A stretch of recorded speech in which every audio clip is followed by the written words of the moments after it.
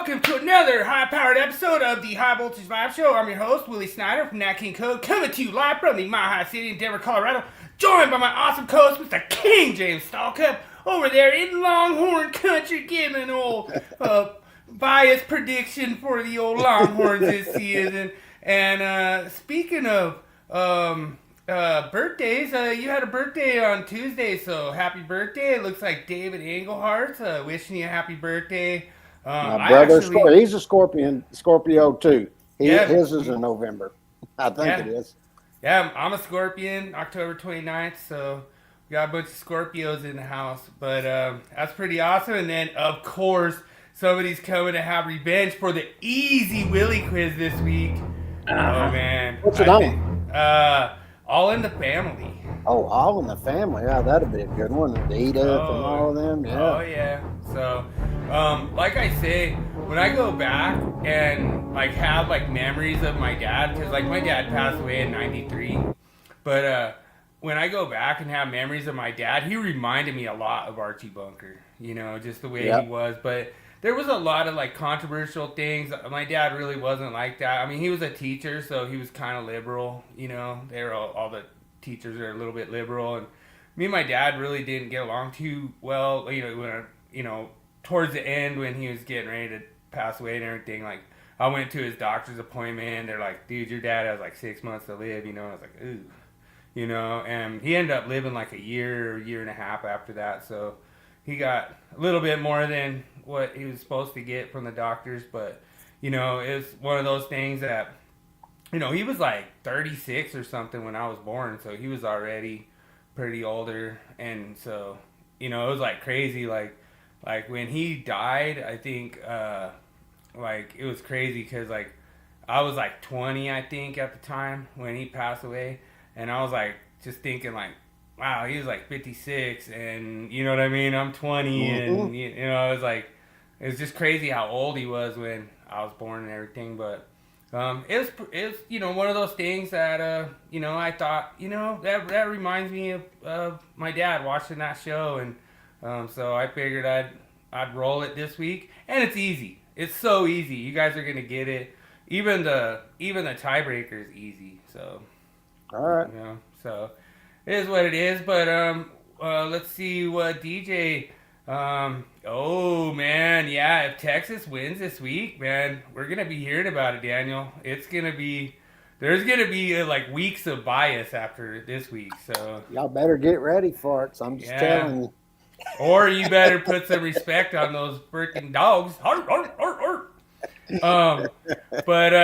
No, it's really awesome. And then speaking of Daniel being in the house, we have to do our Thursday night prediction. We have the Patriots and Jets, and I think I'm going to go ahead and take the Patriots since I have Travion Henderson and Drake May in fantasy, and I don't think the Jets have much defense left since they sent old Sauce over there to the Colts.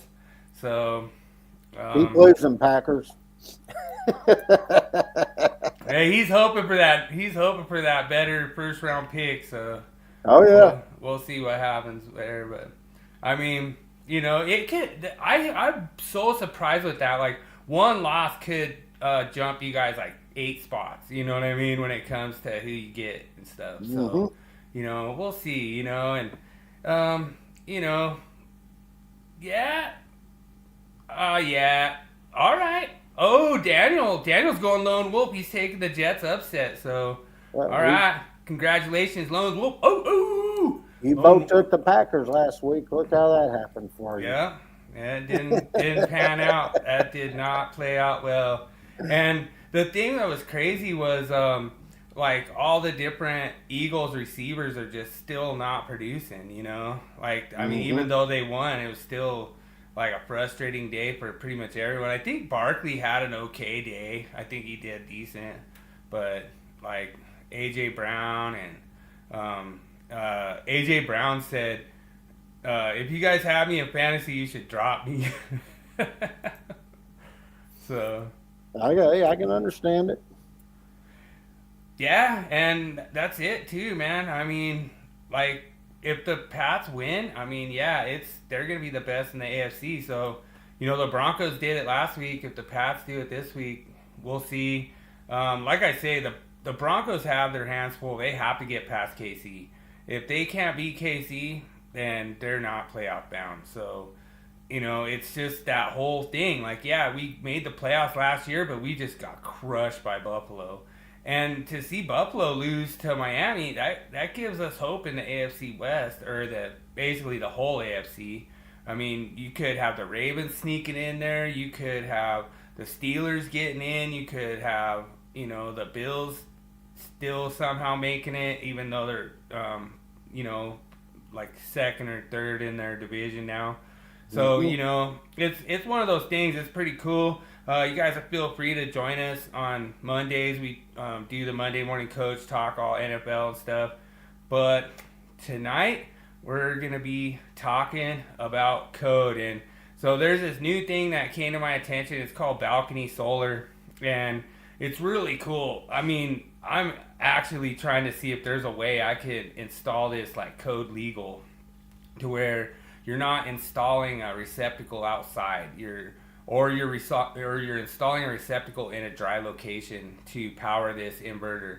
The system is about like $1,500. It's right around $1,500. They're selling like hotcakes. And basically what you do is you just set up your panels. They come in a wide variety of wattage, but you set these panels up and then you just plug it into a receptacle, and it has like a watt stopper and everything, and it will almost completely delete your power bill. Like, they say that it reduces your power bill by a lot because of how much it pushes back into your system. And the thing that's crazy is I think that some of these code guys are just a little bit misunderstood on what these are actually doing, because they are backbeating the system. But so there's two things that they have. They have a tie-in sensor. So if all of a sudden you lose grid power, it shuts the unit down. So it quits contributing to the system the minute you lose grid power. So it's impossible, because a lot of them are saying that you could backbeat the transformer, and then, you know what I mean, like 20 amps turns into 100 amps in reverse, and you know what I mean, it like rectifies because you have your I squared when you're going reverse on the transformer. So they say that would be bad for like linemen or anything, like if you were to lose power. But the thing is that these are already designed with safety. I believe that they're listed and labeled. I didn't do a whole lot of research on it, but I brought it up to Tommy D's attention on Tuesday, and you have to listen and just, like I say, stop me anytime and let me know what you think, and I might actually stop you too, because there's some pretty crazy things that he said in here. Here we go. Okay. Willie says, what controversy in 6.5? Well, I know you're being facetious now. I was going to legitimately try to discuss that one, but I'm not going to even go there with you, Willie. So in any case,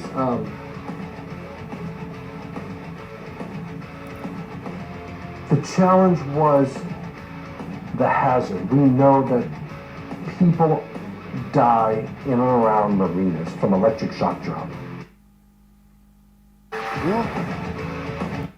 So it's just funny how this is like, to me, it's almost like a new level of fear mongering. Like, oh man, there's people dying all the time and we got to do something, and you know what I mean? Just, it's, I don't know. That's well, they've been trying to do that most of the time anyway. Right. It's all fear mongering with them. Okay, keep going. Documentation. You have installation. Conductive pavement heating system shall be installed under the supervision of design engineers in accordance with 426.64. You have over temperature protection. You have conductive. Yeah, you don't want to burn your feet. You don't want to melt your tires. Think about that. Oh my gosh. Well, how about melting those tires, huh? Dude, that ain't the first time I melted some tires. But the thing that's amazing about this, so his whole topic was about inductive heating, embedded thermal snow melting, ice melting equipment that's embedded in concrete and like the standard and all this stuff. And dude, I've dealt with that stuff so much, and it's so super safe. Like, it's not gonna sit there and like melt your tires off your car. Like, it's never gonna get like out of control. And what's funny is they're all temperature regulated, so even if they started to go on like a runaway temperature thing, it would just trip the breaker. And what's funny is when I'm installing some of those systems, you can't even get them to hold when it's a nice day out. Like, you have to test them in a cold climate, or else they'll just trip the breaker. And, you know, it's funny because he's like acting like there's going to be some runaway heating action that nobody can control. It's just so ridiculous. Like, dude, that's not going to happen, dude. You know, like, he's acting like they have to be some kind of like guard dog for these manufacturers that, dude, the manufacturers know if that temperature goes over like a certain degree, then it just trips the breaker. And there's so many safeguards in all this equipment. It's just ridiculous. But I kind of got him a little bit off the topic, but well, yeah, dude, that's so funny, Daniel. You'll melt your tires off. You know? Man, I just can't imagine what it'd be like. Hell, I'm in Texas and pavement gets more hotter than that. I don't know what the hell he's talking about. Yeah, so he's just that was his topic, but I got him a little off topic, and here's the part. Hold on, I'm seeing notes. I didn't see this. Saw that. I'm interested to see what happens with some of these new products they are coming out with. They are using a do-it-yourself solar system. They're a huge hit in Europe, but not compatible on. That's the Falcon Solar, I think, what you're talking about, Willie. And there's some task groups trying to address that. And you know what? So those types of technologies should be listed for the applications, but the challenges you have in plugging things like solar into a receptacle, especially on the outside, because it's going to be solar. Anything that is cord plug connected that's putting power back into the system, you've got a few challenges. Reverse power GFCIs is one, AFCIs is another. You know, just because the receptacle's on the outside doesn't mean it's not on an AFCI protected circuit. So you have the What the hell's he talking about? Mr. Poster Child for AFCIs there. I have no clue what he's even trying to explain. He's trying to say that it could be on an AFCI circuit because, like, you're tapping it off the bedroom. But the whole thing is, this is my opinion. What if I put in an individual branch circuit for my solar system? You're going to say that's wrong? You know? I'm not agreeing with what he's saying here. Yeah. GFCI backfeeding, GFCI backfeeding, and then you also now have two sources. Even if it was on a standard thermomagnetic circuit breaker, you've got concerns around you have two sources to one conductor. So if I have a 15 amp circuit, as an example, and I have a 15 amp breaker feeding that circuit, now I put another source in a receptacle. Anything downstream of that source plus the breaker, if the say that solar could provide 15 amps. See, I disagree with this 100% because he doesn't know like which direction the electrons are flowing. Like, they're not all flowing like you don't have 30 amps flowing the same direction. Like, you don't know that. You have no idea like what kind of current is going in that system. And the thing that's funny is these systems are in use now in widespread fashion in Europe, and we haven't heard about conductors melting inside the wall. We haven't heard any of this stuff. So It's just ridiculous to me. I'm just like, oh, okay. So you have 15 amps going this way, and you have 15 amps going this way. They're creating 30 amps right here. It's the dumbest thing ever. It's fear mongering. It's saying that you're gonna melt wires in your wall. There's no way that's gonna happen. You have an opposing. you have electrons flowing both directions. That's gonna not exceed whatever the inverter output is. Yeah, I don't know what he's trying to. It's like he's trying to take and push his product. Yeah. That's what it Yeah. sounds like to me. I mean, I could be wrong, but that's what it sounds like. Yeah, I mean, it gets Of better. power, of current. That means now I can put 30 amps on a conductor. And then I have overloading, I have protection issues of the conductor itself. So there's a lot of challenges with the technology. And hopefully the codes and standards can help that technology along. But you're right, Willie. I mean, as we come out with new technologies, it's more and more challenging.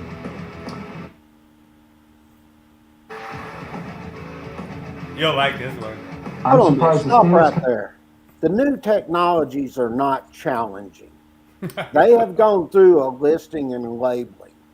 Okay, this is where you have somebody that's a manufacturer of GFCIs and AFCIs and trying to make a point to take and push the product needs to be there. He doesn't even consider that they did the listing and labeling for the product for it to be installed in the first place. This is where I'm talking about. We got code making panels on there, and you got members and their manufacturers, and the code is in a point it's getting out where you got manufacturers at the throats of each other.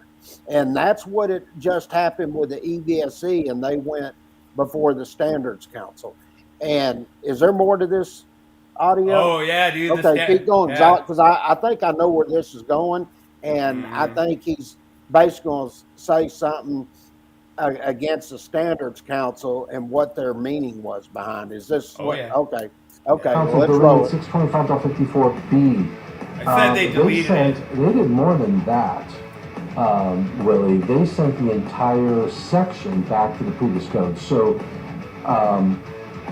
the language at 625 is such that you have the requirement for GFCI receptacle. So if it's cord and plug, it still needs to be GFCI protected. If it is a hardwired and it's on the outside of the structure, it still needs to be GFCI protected. So you lost for hardwired EVSE, we lost the permission to use a special purpose GFCI, which was for the larger. So it has to be GFCI protected. So if it's Stop. You don't know what you're talking about. Like, dude, I was like, what? Everybody that sees this podcast, share it. Because this is what we're dealing with right here. That is not what the Standards Council stated. Matter of fact, I'm going to go look at it in a minute. I'm going to pull it up and show what was stated. Oh, it even gets better. It even gets better. You'll love it. Like, he keeps digging. Okay, we'll run it when I find this. All right. And it's on the outside of a residential dwelling unit, it has to be GFCI. You no longer have the ability for that. So they deleted some of they basically went back to the previous edition, which increased the GFCI requirements. See, I don't understand how they went back to the previous section and that increased the GFCI requirements. They're like, oh, so they deleted something, they put it back how it was, and now it's more now all of a sudden. No, because why? Because you guys said it's more? Not because it's actually more in the code. It's not. It's less. It's so dumb. In my opinion. So they didn't really do much.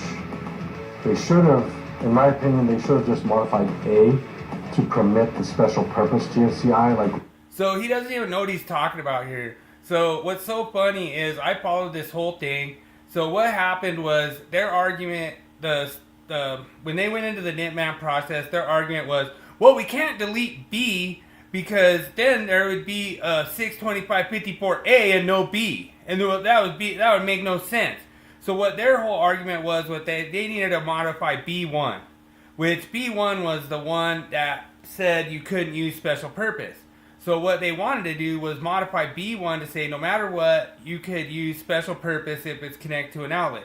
Well, the Standards Council said, nope, it's not connected to an outlet. You guys are a bunch of idiots, and boom, it's going back to the previous section, and that's where it's at. We did in 210.8, then you would have had GFCIs that were compatible with EVSC, but because of all the rigmarole that you just went back to a standard GFCI, that's what you got to use. So, and it's all outdoor outlets, whether it's a commercial or residential. It's going to be a GFCI protected outlet, right? So, No, that ain't right. Commercial or residential? Where is this section? Where did this come in? I thought 210.8F was only for dwelling units. Now all of a sudden it's commercial too now? It just... I think we'll get through it, but I think they were almost there in the second draft. Almost. To have ground fault protection that's compatible with the EVSC, but that A portion really upset them because it was outlets.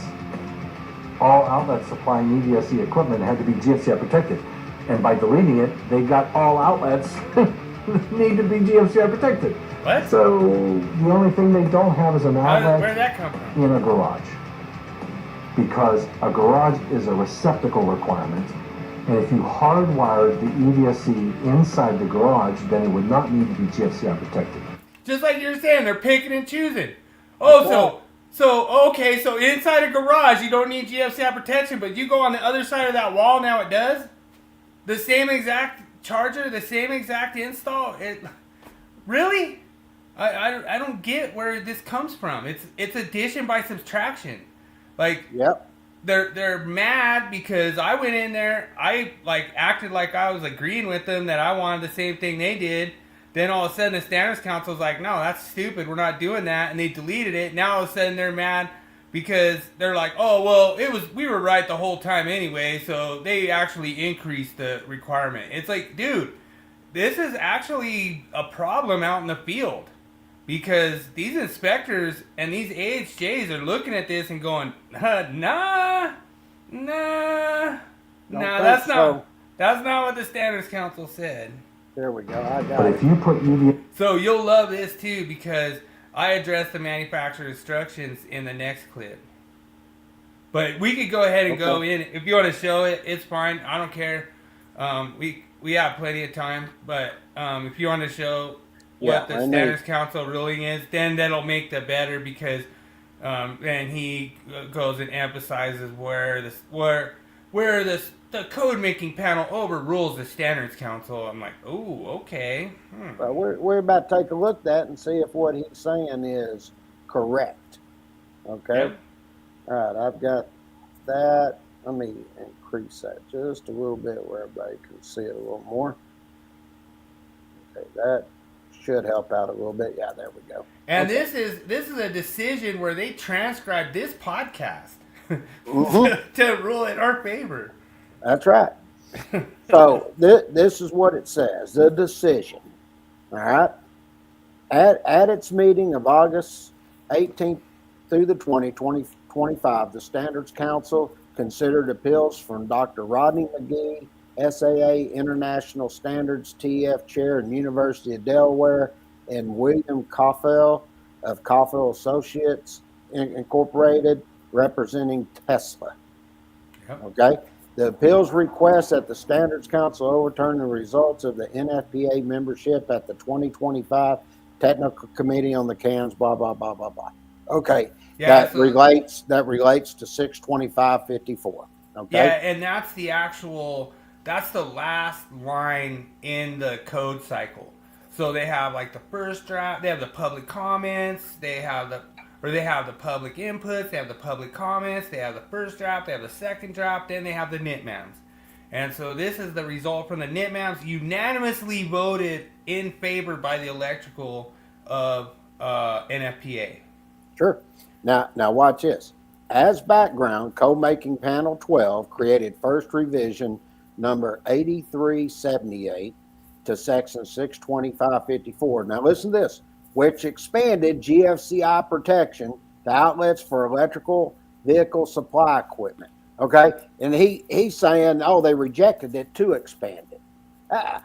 That there is one of the most false statements you can make. I mean, they're telling you here, this is what they did to 62554, and they added B was to expand it. And they didn't. So it says, at second draft, through revision number 7875, Code-Making Panel 12 further modified section 62554 to include requirements for special purpose GFCI and to establish an effective date for SB-GFCI protection of permanently wired EVSE operating above a specified voltage level. Okay? Yep. Then you got your NITMANs. There was notices of intent to make a motion on the NITMANs to reject second revision number 7875 and any related first revisions, and first correlating revisions were filled by Dr. McGee of the University of Delaware, Indra Wirianiani of Tesla, Shannon Delaney of It's Electric, Genevieve Cullen of EDTA, and Alon Dorn of EV SEG. The motions committee certified each were grouped as can blah, blah, blah, blah, blah, as they each sought the same result. The return section 62554 to previous edition text, the CAMs failed to achieve the necessary support of the voting associated members during the NFPA technical meeting. Okay, we knew all that happened, and I said when it gets to Standards Council, this will get overturned. Yep. Then it says, on appeal, the council accords great respect and deference to NFPA standards development process. In conducting its review, the council will overturn the results of that process only where a clear and substantial basis for doing so was demonstrated. Okay? Yep. So it says, during the hearing, appellants discussed several technical concerns that the requirements in section 62554 as proposed at the second draft. The proposed requirements are incompatible with existing EVSE, which we stated on here many times. Yep, 100%. Several examples of the ways incompatibility will affect consumers and industries relying upon commercial EVs were offered by appellants, including the field testing of commercial electrical buses, which were unable to charge when permanently hardwired EVSE was installed in accordance with the proposed requirements.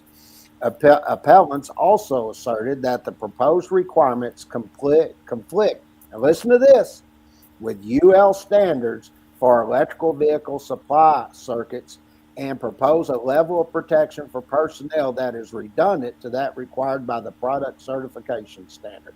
True. Okay? Which I brought that up, and basically when they tell you that it's a conflict with the UL standards, that means it's in conflict with the listing and labeling. Yep, 100%. Okay? Then it says appellants further argued that the code-making panel failed to adequately substantiate its position in accordance with the regulations governing the development of NFPA standard regs. 100%. The standard development record reflects that Code-Making Panel 12 had considerable opportunity to review this topic at both the first and second draft stages. The arguments raised by the appellants were reflected in several of the 21 public comments received on 62554. The substantiating statement of Code-Making Panel 12 in support of extending GFCI protection to hardwired EVSE during first draft and revision number 8378 was this revision extends the personnel protection to GFCI to hardwired EVSE. At second draft, in support of second revision number 7875, which resulted in the requirements at issue in this appeal, Code-Making Panel 12 once again described the revisions in the committee statement. Pursuant to the regulations governing the development of NFPA standards, a technical committee has broad authority in the content of its response to public inputs and public comments, as well as developing statements to accompany revisions. However, the record on 62554 is sparse. With regard to the code-making panel's rationale for these actions. The council has reviewed the entire record concerning this matter and has considered all arguments put forth in this appeal. In the view of the council, the appeal does not present a clear and substantial basis upon which to overturn the results yielded by the NFPA standards development process. The record reflects technical disagreement that warrants further consideration. Therefore, the council directs NFPA staff to establish a balanced task group to review the technical issues raised in this appeal in order to identify any safety concerns, identify any risk, and determine whether a tentative interim amendment may be appropriate. So basically what they just told you was, if you can't identify any safety concerns, any risk, or any of that from that equipment, therefore, this thing is done. It's dead on arrival. 100%. And what's so funny is that was my public input that they took on themselves, rewrote for their own thing for Code Making Panel 12, then went and passed it all the way through unanimously, and then the Standards Council was like, nah. Well, the other thing that I'll say about that is, look at what they he just stated and said it actually, he said it increased. Yeah. GFCI protection. That's not what they said. I know. He said it actually increased because now it's like everything. Now it's commercial and I was like, what? Okay. No, dude. Dude, you won't believe. Like, I think maybe he's like on some kind of like medication or something. I don't know, dude. Dude, you'll hear. That's weird. Like, maybe like eating like makes you take some kind of like pills to where you just promote GFCI nonstop. I don't know. You see, outside, it's going to be GFCI protected. You no longer have the ability to use special purpose, but you can use the HF. GFCI. Oh yeah, we'll sell you HF all day. Things there. You want to buy an HF? Want to buy an HF, Jay? You want to buy an HF? Wait. Can I stop saying? We've already heard you, Thomas Dimitrovic, say if you don't put it in the code, people won't use it. Yeah. And it's going to be more money. And it's going to be more money. You told us so the direction you're trying to move everything. And of course, let's just look at it this way. Does a regular circuit breaker or the GFCI cost more? Which one's more expensive? True.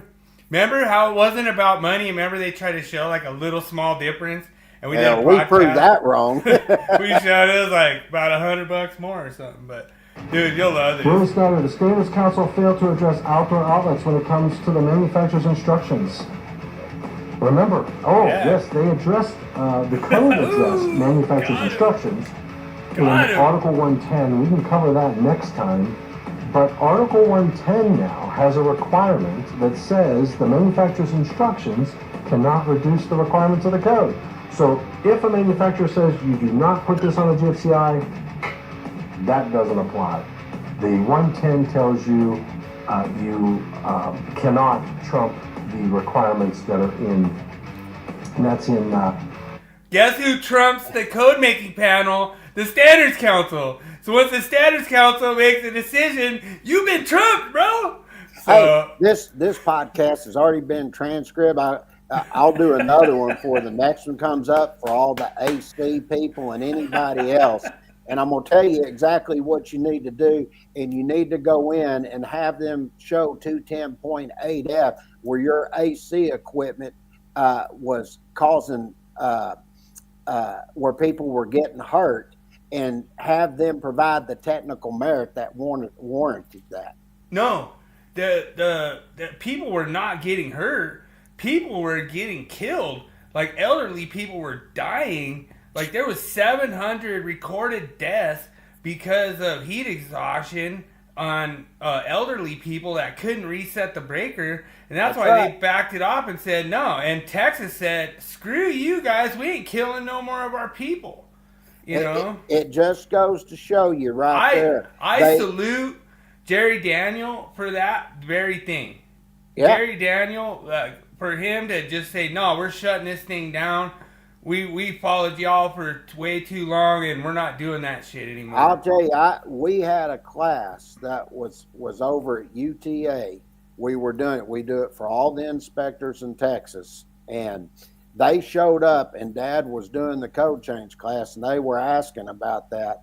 And he went through and explained there was no outlet there, went through the whole thing. He goes, so therefore no GFCI protection. And they were saying, well, they put an exception too. And Dad said, yeah. He said, well, that's because they got people on that code making panel don't know what they're doing. And basically he said the same thing. This is a product issue. And went through it. And Jerry Daniels stood up and he said, I agree 1,000,000% with Mr. Stalkup. And he said, we are not going to require it here. And he said, and I'm telling you now, he goes, we're getting sick and tired of you manufacturers up there that are on them code making panels. He said right there, I was there when he said it. And he's a sitting member of Code Making Panel 17 too. Yeah, sure was. Dude, you will love how this ends. This is so awesome. 110 dot, is it 3B? What? 3B? Such instructions shall result in an installation and use that complies with the requirements within this code. So it has to comply with the requirements in the code. And if there's a requirement for GFCI, the manufacturer's instructions cannot say you shall not put them on a GFCI. So, okay, let me ask you this. If the manufacturer tells you not to put it on there, and then you're going to override that, you're going to tell me that the jurisdictions out there are going to override the listing and labeling and take responsibility. Somebody's going to have to take responsibility if something happens. And they told you not to do it. So who's responsible then? Won't you tell us that, Mr. Dimitrovich? But you won't. You skirt past all of that because you're trying to push your products. That's all it is.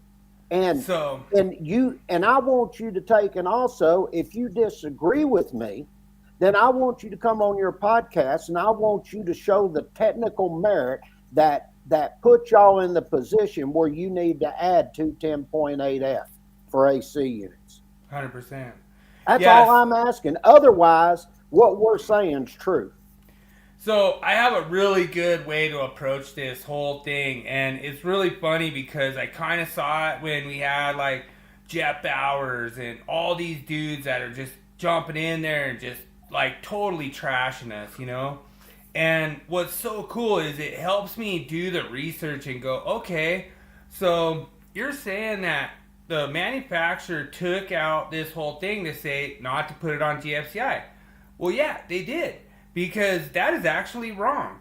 They are not allowed, as a manufacturer, they're not allowed to say, do not put this on GFCI. That's not correct, because if it's connected to a receptacle, it needs to be on GFCI. Mm-hmm. But if it's hardwired, they don't have to say nothing, because the code doesn't say nothing.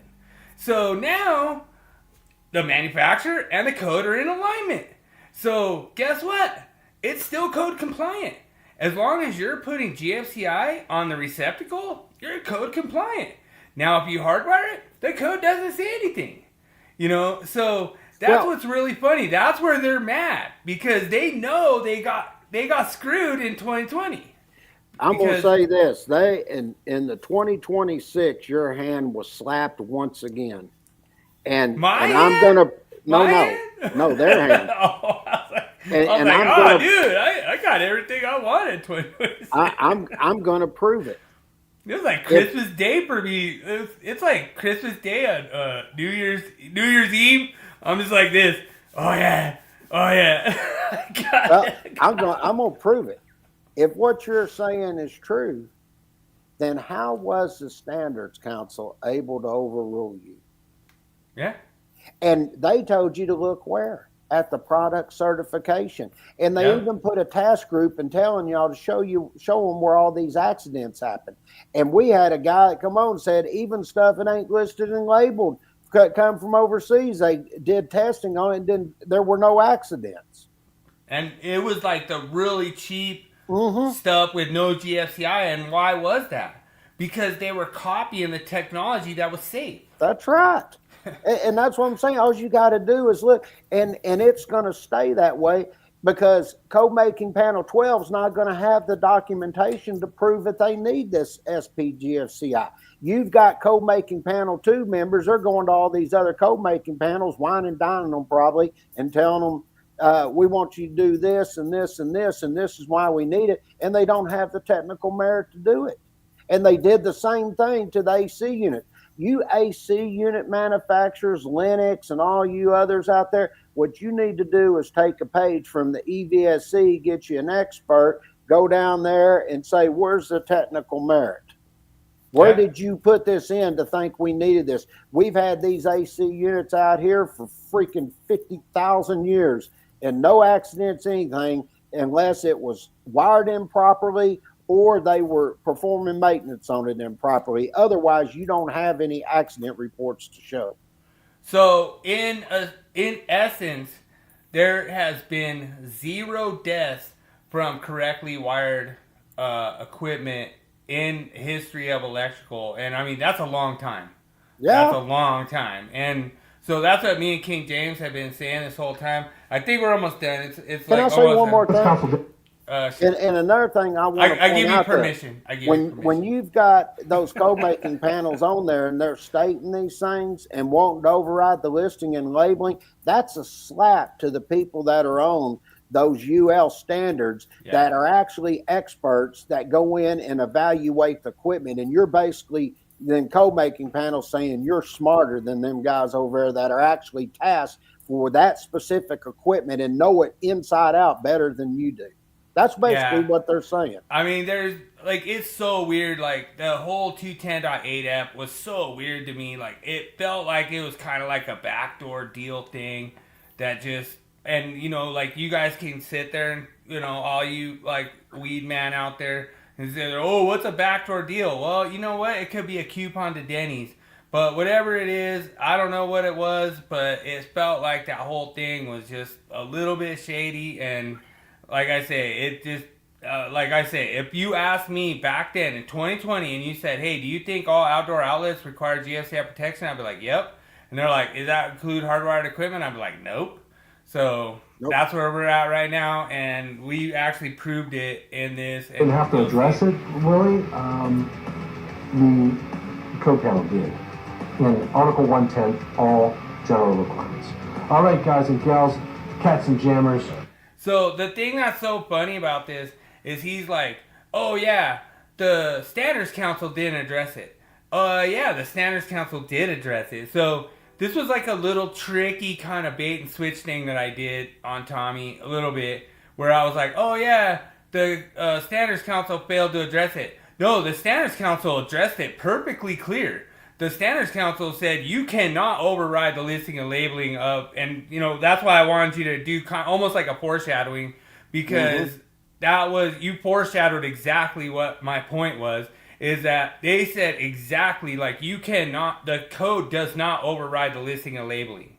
And so for him to sit there and say, oh, the code making panel addressed it and you know with 110.3b, that's fine. You can address it all you want.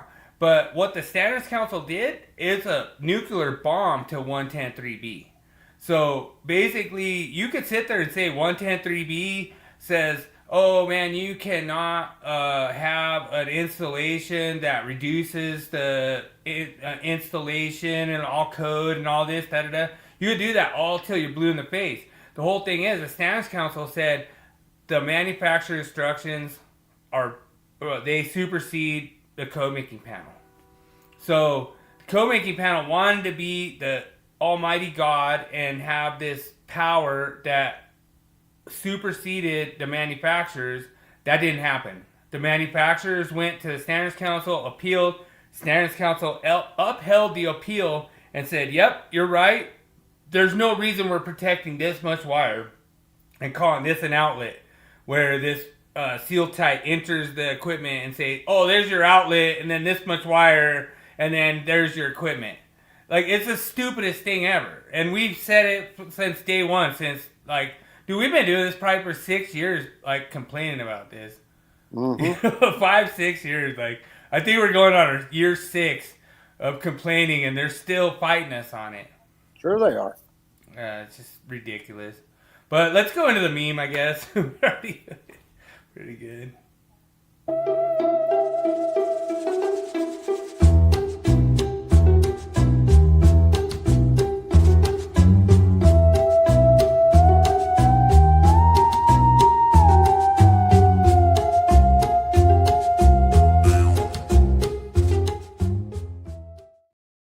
Dude, that's so funny. Like, I don't understand where this whole myth got started where electricians don't clean up. Like, I'm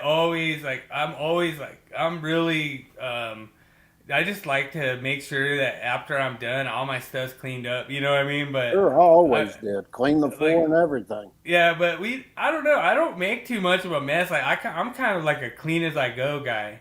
You know what I mean? Like, I don't really, like, if I cut a piece of strut, I just cut it, put the piece, throw it in a trash can or whatever, you know?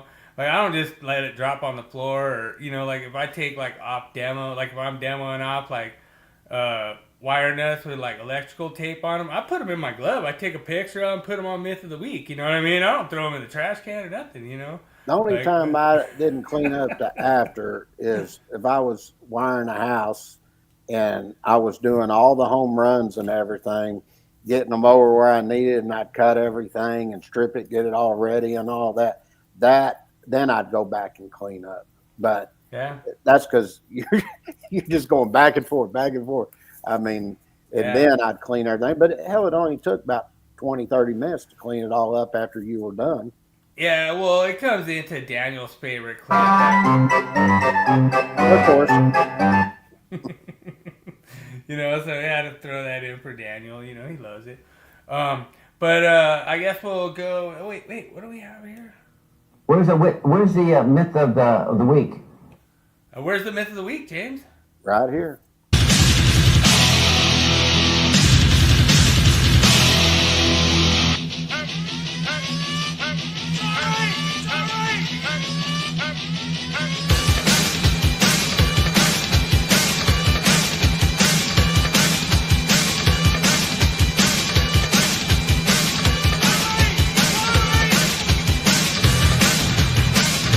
It's time for Myth of the Week.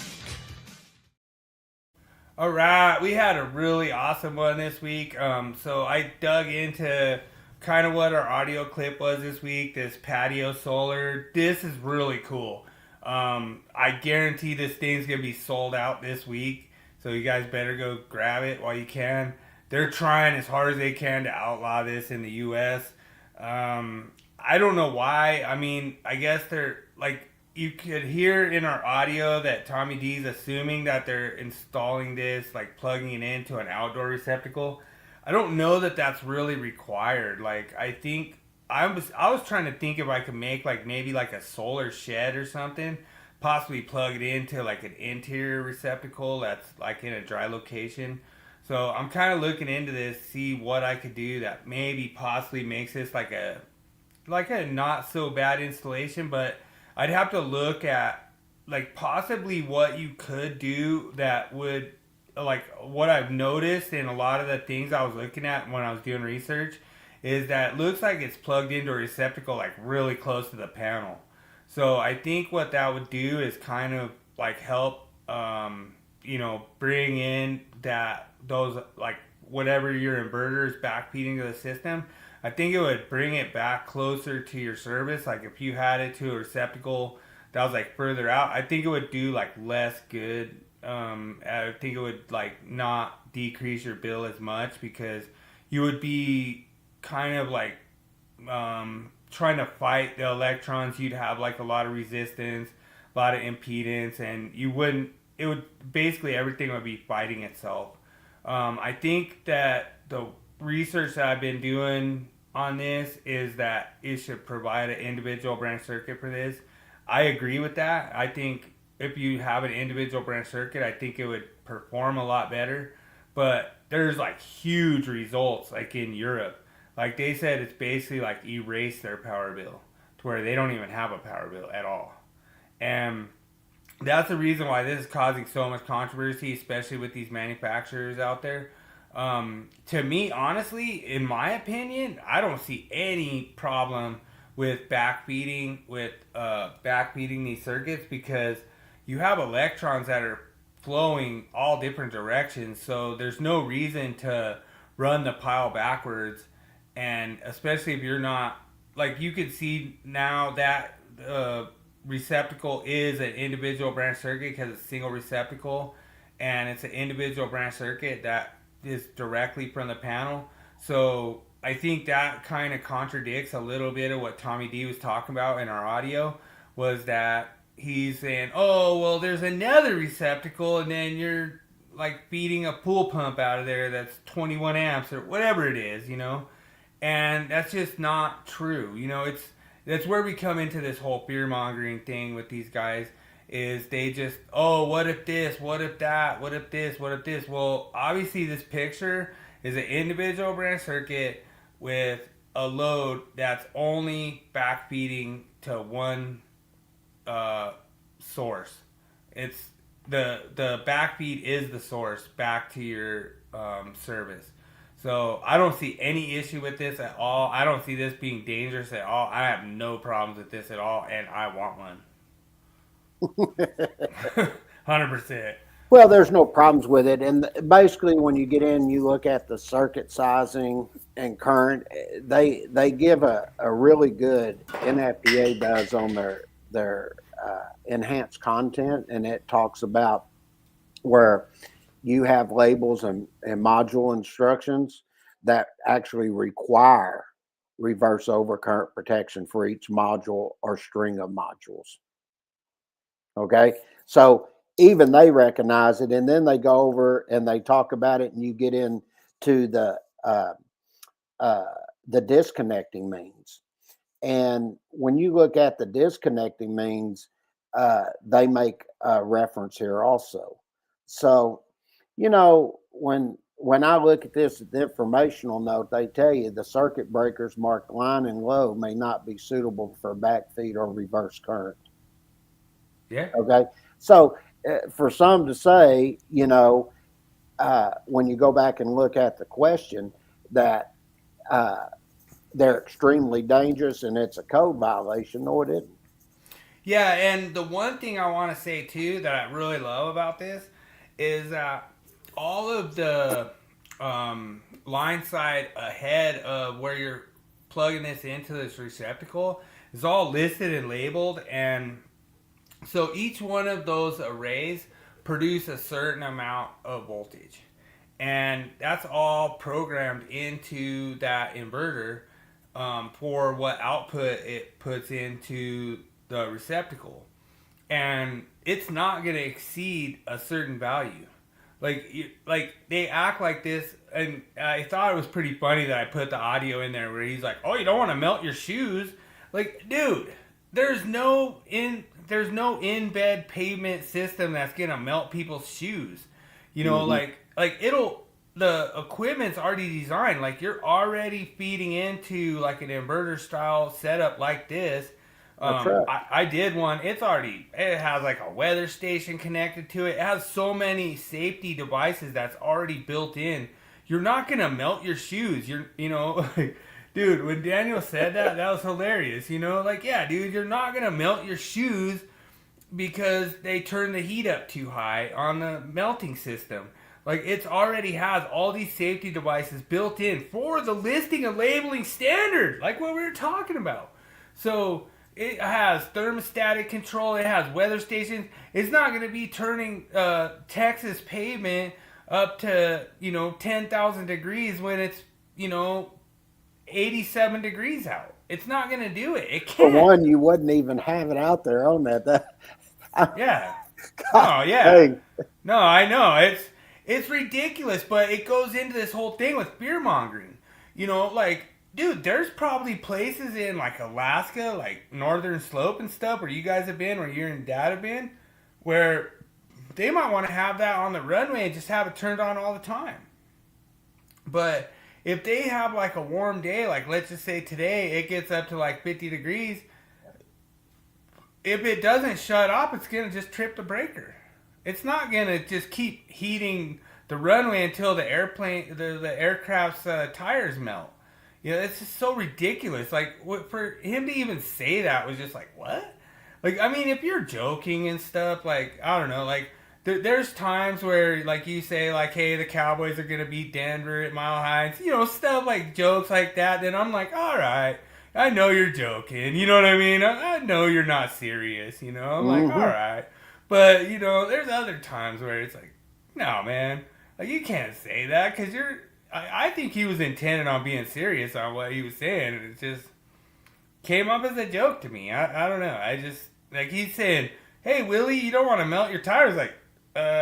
Sometimes I do. Sometimes I do want to melt tires, Sometimes when I, just go to the track, I want to melt tires. And I want to melt tires for a whole day, But it's not because of any heating system in the asphalt, So to me, that's just ridiculous. Like, I get it that they want to cover these different topics at different angles and kind of say, oh, man, you got to look at this, got to look at that. That's so cool.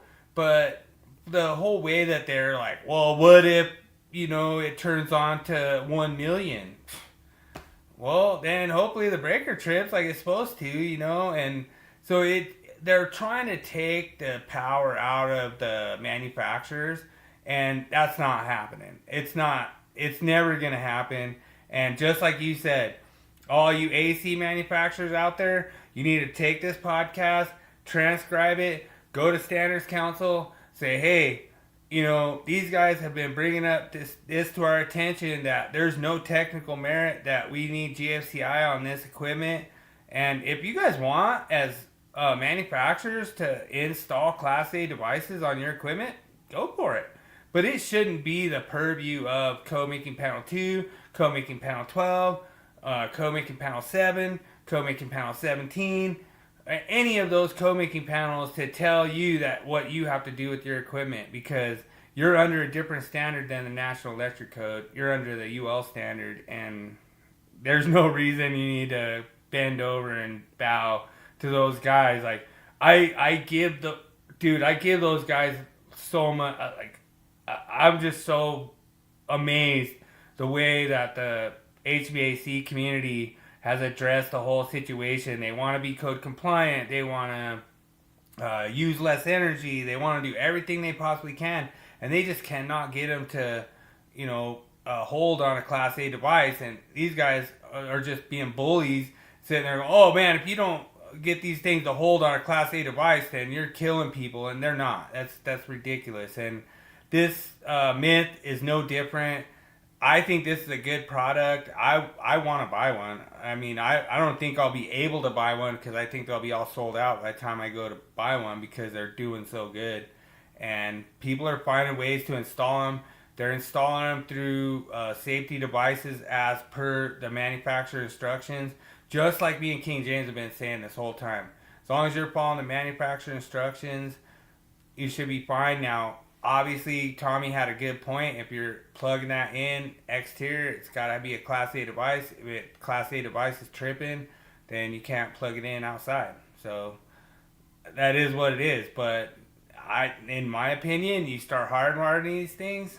The manufacturer says hardwire it, no GFCI, you're good to go, in my opinion. Yeah. That's the whole reason why I submitted public input 1644 for the 2026, and it got passed, then failed, and now, to me, here we are.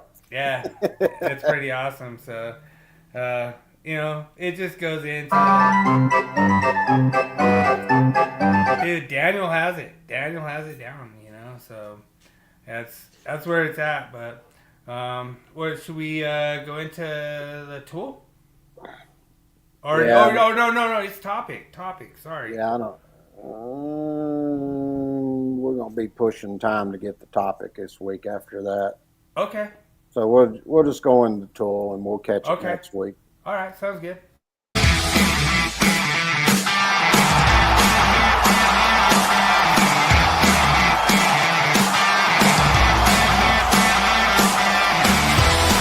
It's time for Tool Review of the Week.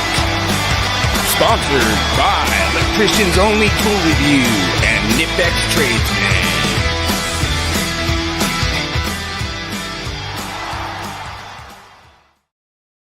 So I think this week's actually DeWalt. You still had it on Milwaukee. Or is it, did I do Milwaukee? I can't remember. You did DeWalt, the cordless skill saw.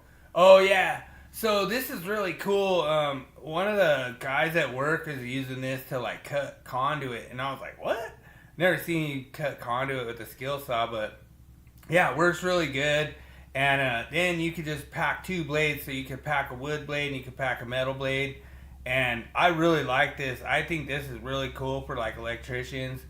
It does a clean cut. Like it's not as good as like a bandsaw. Like honestly, when you look at like sawzall, skill saw, bandsaw, like all the different ways you could cut pipe, they're all pretty rough. You still have to ream them.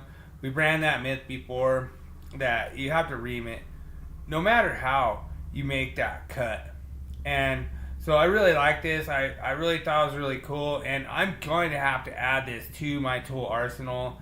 This is actually the full tool assembly. This was actually very unpopular when it comes to the most popular was the tool only, probably because people already had batteries, already had charger and everything.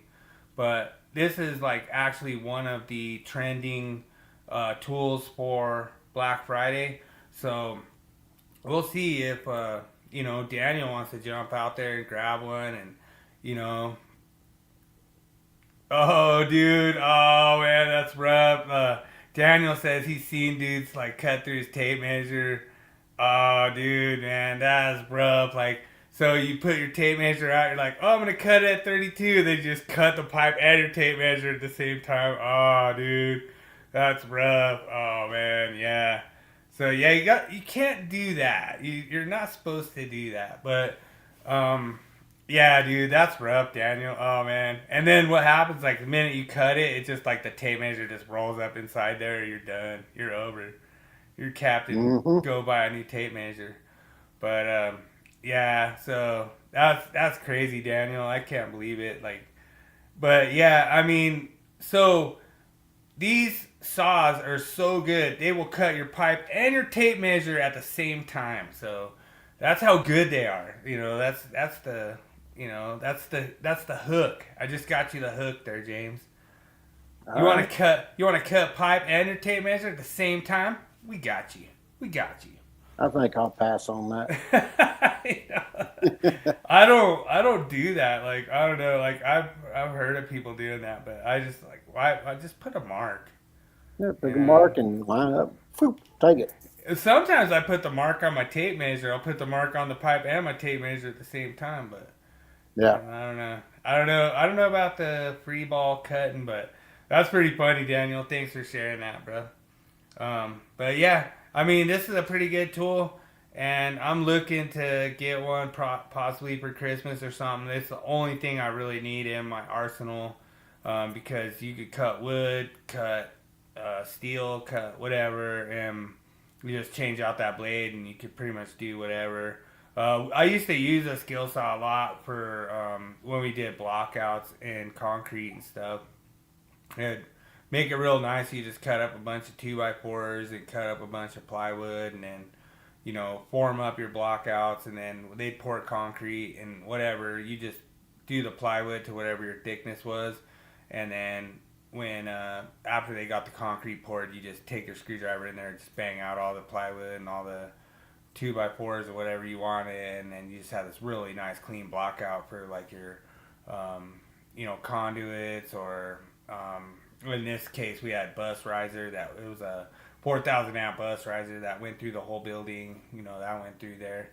It's just stuff like that, and it's made it really nice. I just do all my layout, get my whole floor done, and then everything that you needed to pass through for all your different systems in the building were already there to go. And yeah, it was cool to have a skill saw. I haven't done that in a while, and I do need to get a skill saw back in my arsenal. So appreciate you putting that together, sir.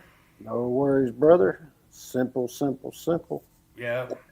Well, we really appreciate everyone joining, and like I say, feel free to share this podcast and If there's something that you disagree with or anything, just like let us know, man. I mean, we love to argue on social media, man. Like, dude, King James, he pretty much does it. Like, what do you do about like 7 days a week, 8 days a week, 9 days a week? Like, pretty much all the time, right?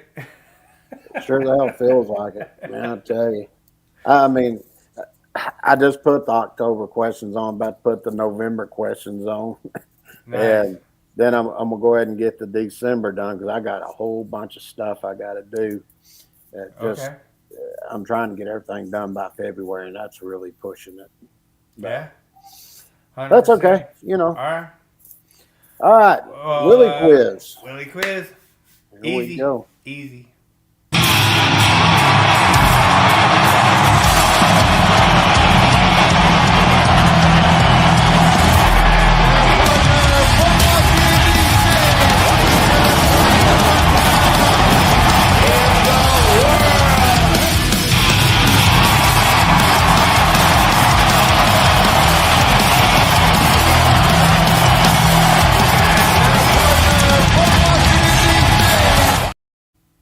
All right, awesome.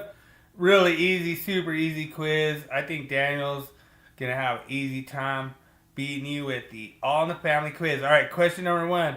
What was the original working title of All in the Family before it aired on CBS? Was it A, Justice for All, B, Those Were the Days, C, Meet the Bunkers, D, Archie's Place, or E, none of the above? Good luck, everyone.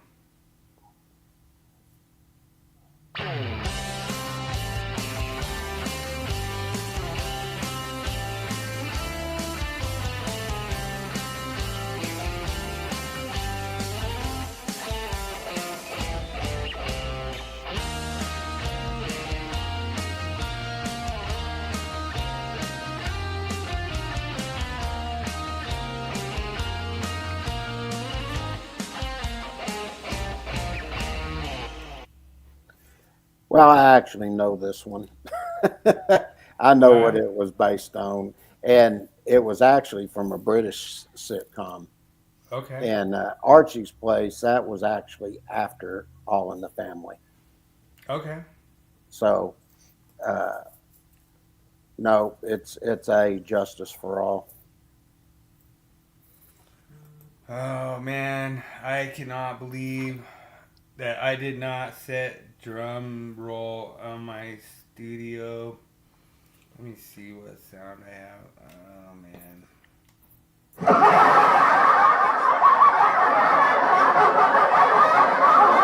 You are correct. King James is correct. Daniel gets an incorrect answer, so I'm gonna have to see if I can pull up my sounds. Like I totally forgot.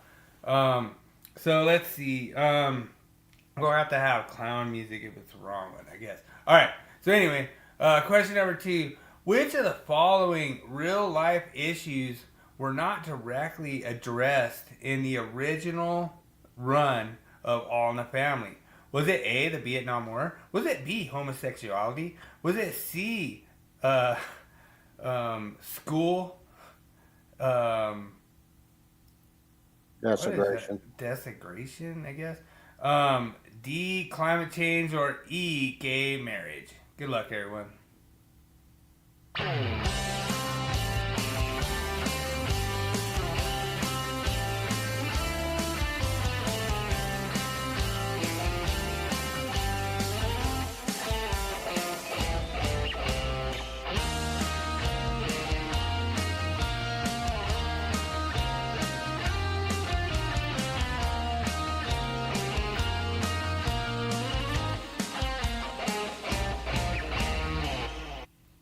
So one thing I wanted to say right away is the reason I didn't know anything about school desegregation is because my dad actually was born in Philadelphia. He grew up in like Philadelphia, and it was like he was in a really like run down like neighborhood or whatever, you know, like so.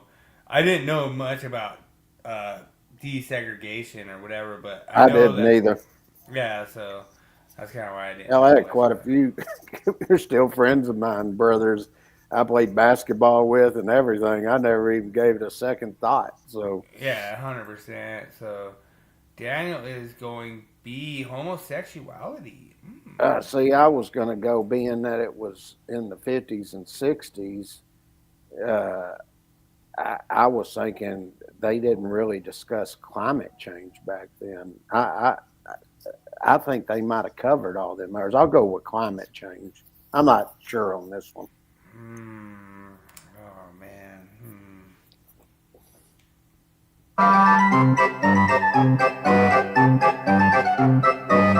Oh, climate change is correct! King James gets a correct answer again. Oh, man. But the whole thing was that, to me, the reason I did this question, I might have got you, Daniel, because it was weird, because I remember Archie was like so against homosexuality, you know, like that was like, when I first read this, it was like, what did it not cover, you know? Oh, I guarantee Archie Bunker was 100% against homosexuality. You know what I mean? Mm-hmm. Like he sure was. Yeah, and that reminded me a lot of my dad too. So, we have 2 correct answers for King James. All right, in the 5 series, what New York borough did the bunkers live in? Was it A, Brooklyn? Was it B, Queens? Was it C, the Bronx? Was it D, Staten Island? Or was it E, Newark? Good luck, everyone.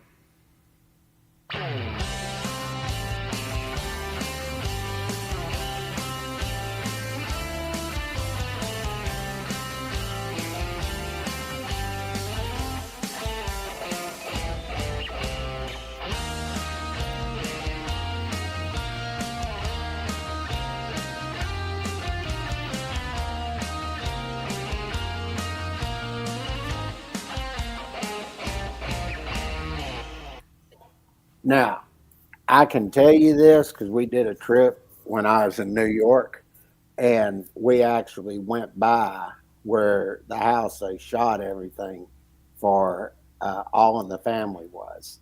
And we didn't go inside, but I saw the outside and everything where it was, and it was in Queens.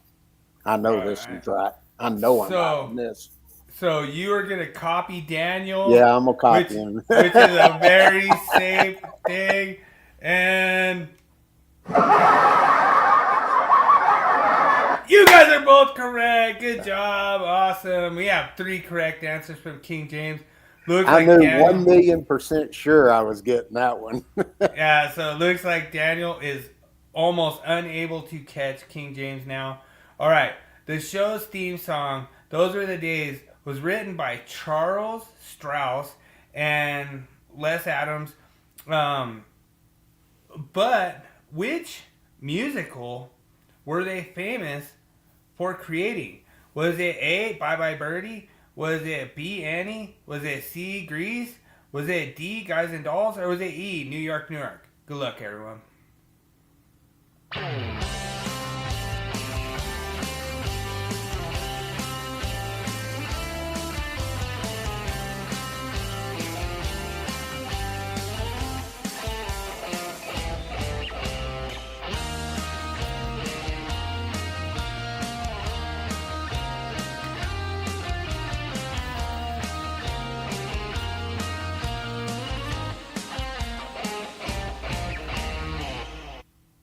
Okay, I'm going to have to do process of elimination because I know Greece and New York were after all that, and I think Guys and Dolls were, so it's between A and B. So, give me a second. I'm flipping a coin on this one. All right.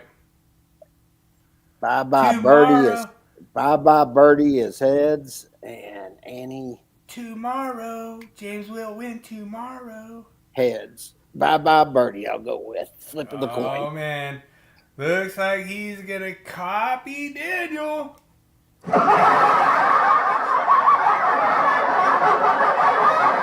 both are correct. Wow. So we have almost a perfect score from King James. He could, go, Go all the way. And I know this one too. All right. So when All in the Family transitioned to Archie Bunker's place, which major character did not return as a regular? Was it Edith Bunker? Was it B, Stephanie Mills? Was it C, Barney Hefner? Was it D, Archie Bunker? Or is it E, George Jefferson? Good luck, everyone.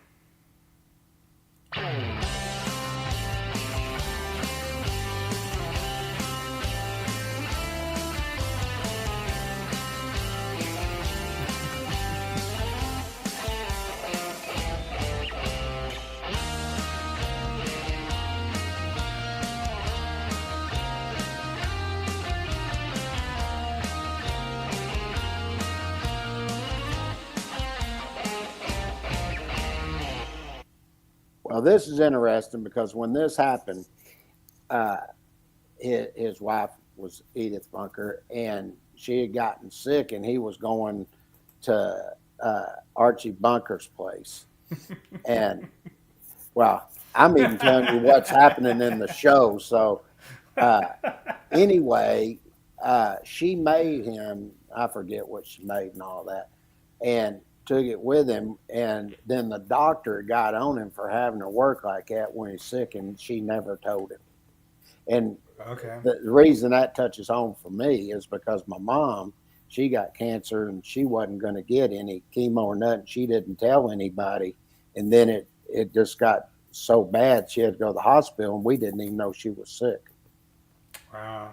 So this goes along with that, and I remember this when it happened, and it was Edith Bunker who wasn't carried over into the Archie Bunker's place. 100%. All right, let's see.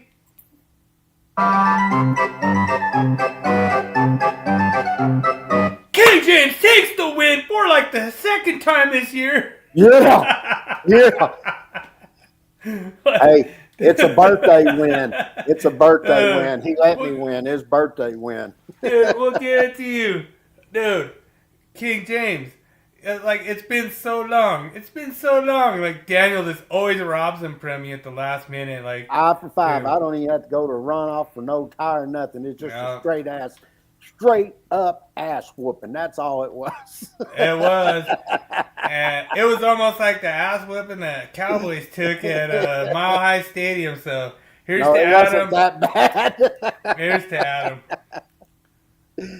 It was not that bad at all. So now I gave you credit. Give you credit, Daniel.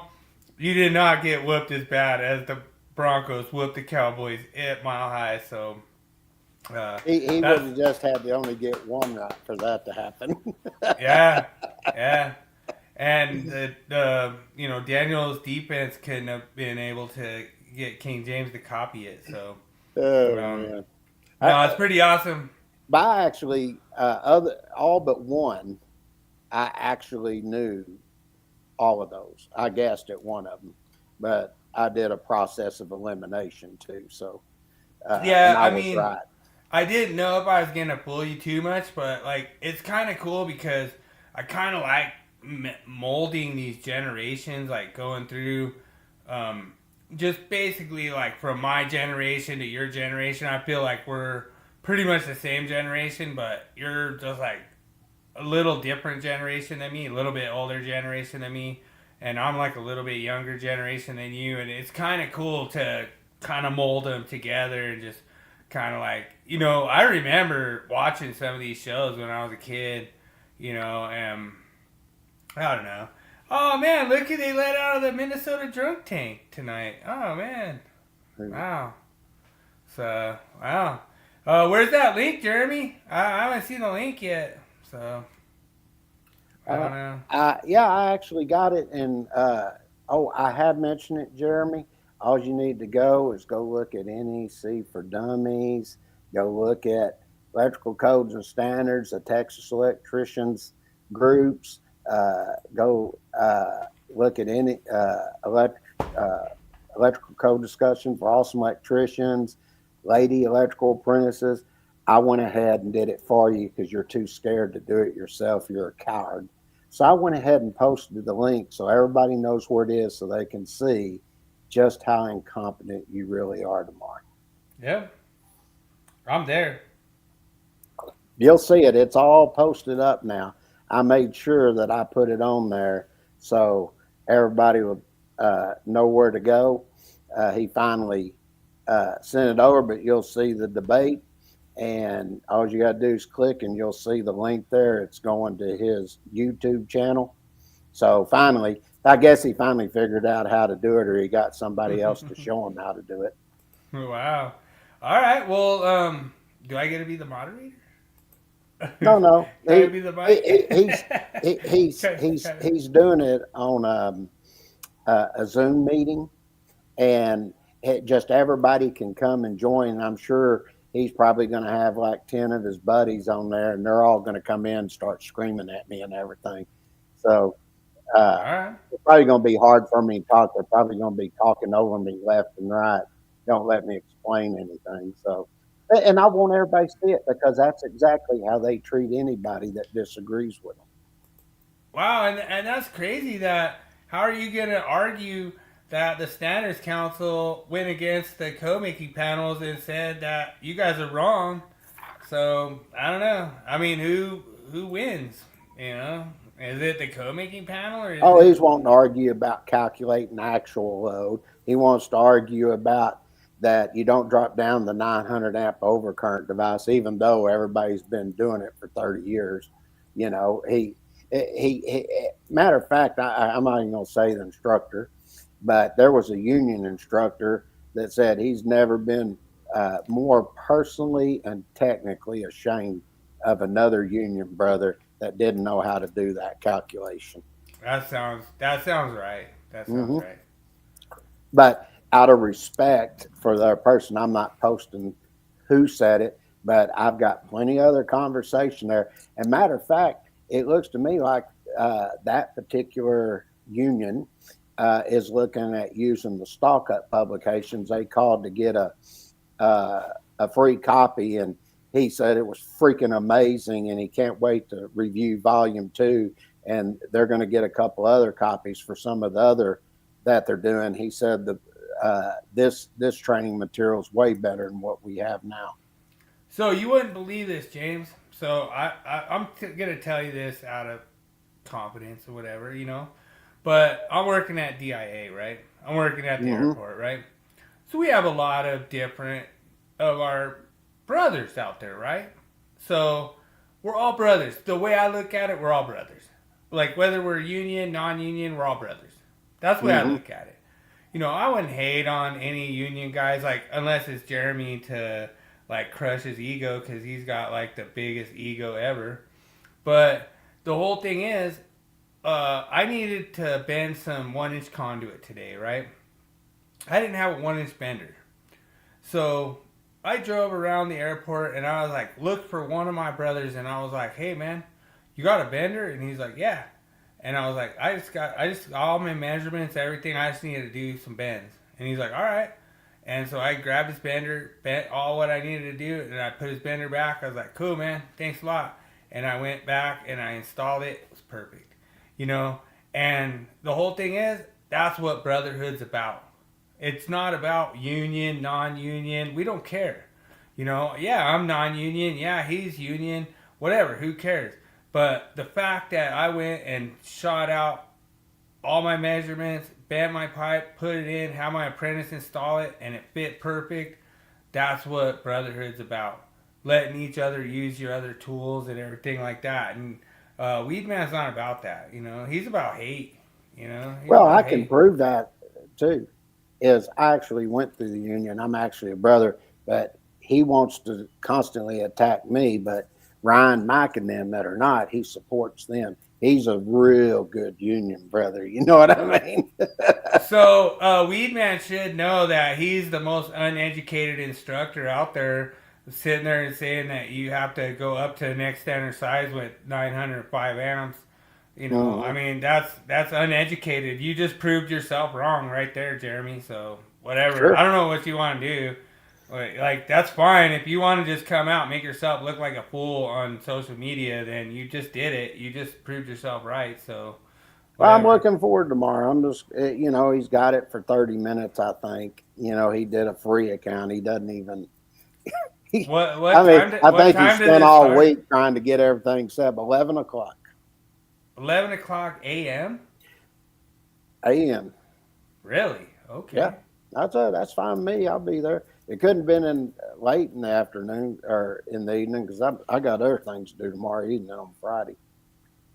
Okay. But everybody You're, watching the podcast, I you're, hope everybody attends so they can see Mr. Gopher Fan 2, Jeremy Weedman, and watch him get schooled tomorrow, like he did on our podcast a while back. You're an idiotic or something? I don't know. Whatever. He's been drinking. But anyway, let's go to Man vs. Machine. All right. Get over here real quick. For years, man tried to create artificial intelligence. On this segment, we find out, is AI smarter than King James?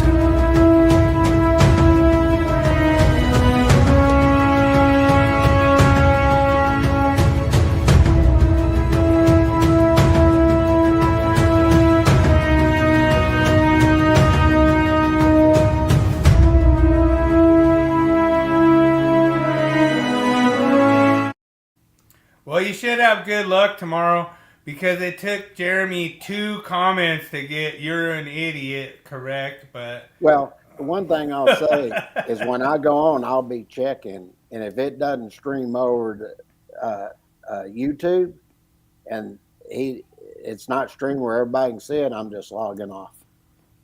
I'm telling you right now, I'm not going to play that game with them where they just I agree. record the video and change it however they want to. So it better be streaming over there. Just it's a little bit different, Jeremy, when you got to do it live and you don't have a whiteboard that you write on where you can erase everything so nobody 100%. can see all your mistakes.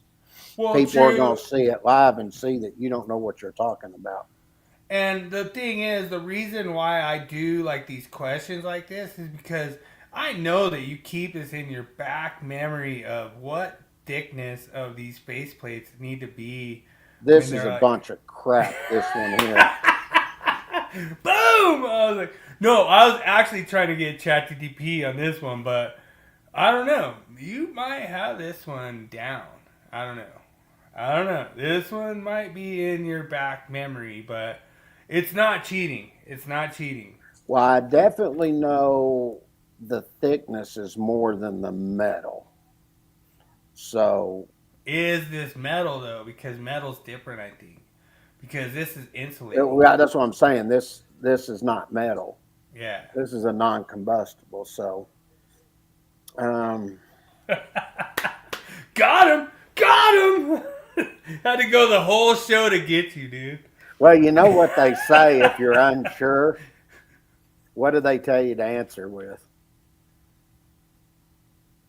A penny? No, it's always been on test. You're unsure. They say answer C.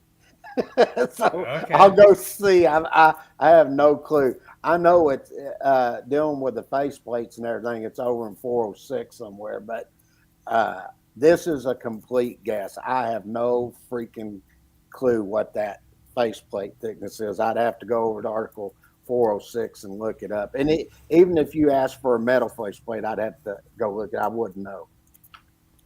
All right.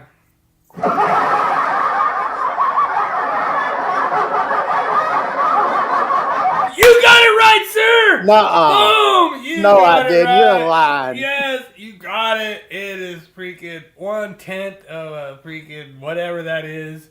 You're freaking kidding. 0.10 is correct. That is a correct answer. Now let's see. If ChatGPT, if AI is taking our jobs and they're gonna beat King James tonight. That because- is a complete freaking guess. What section is it? 406. I'll go for that. fucking 179,000. I don't know. It's 406 something. It's way deep. Well, I've in already got 406. NFPA on. I just got to go. You over better there. not put link up. If you put link up word for word, I'm gonna call the NFPA police on you. Let's see if I can find it here. 466 receptacle face plates, cover plates. There's metal. There's metal. It's 0.030 inches. You come down, you pick up face plates, insulating material, 0.10 inches. Yep, that's what it is. You got it. Okay, cool. All right. Well, let's go ahead and go to ChatGPT. Dude, I just can't wait to see ChatGPT's answer. I was not intentionally trying to get you. I was hoping you'd get it wrong, but you didn't. But Well, I literally guessed at that. Yeah, you did. That it was a guess. All right, here we go. That's a reason we do this live. And that is a tough question. I mean, that was freaking a lucky guess. Oh, it got it right. Wow, nice.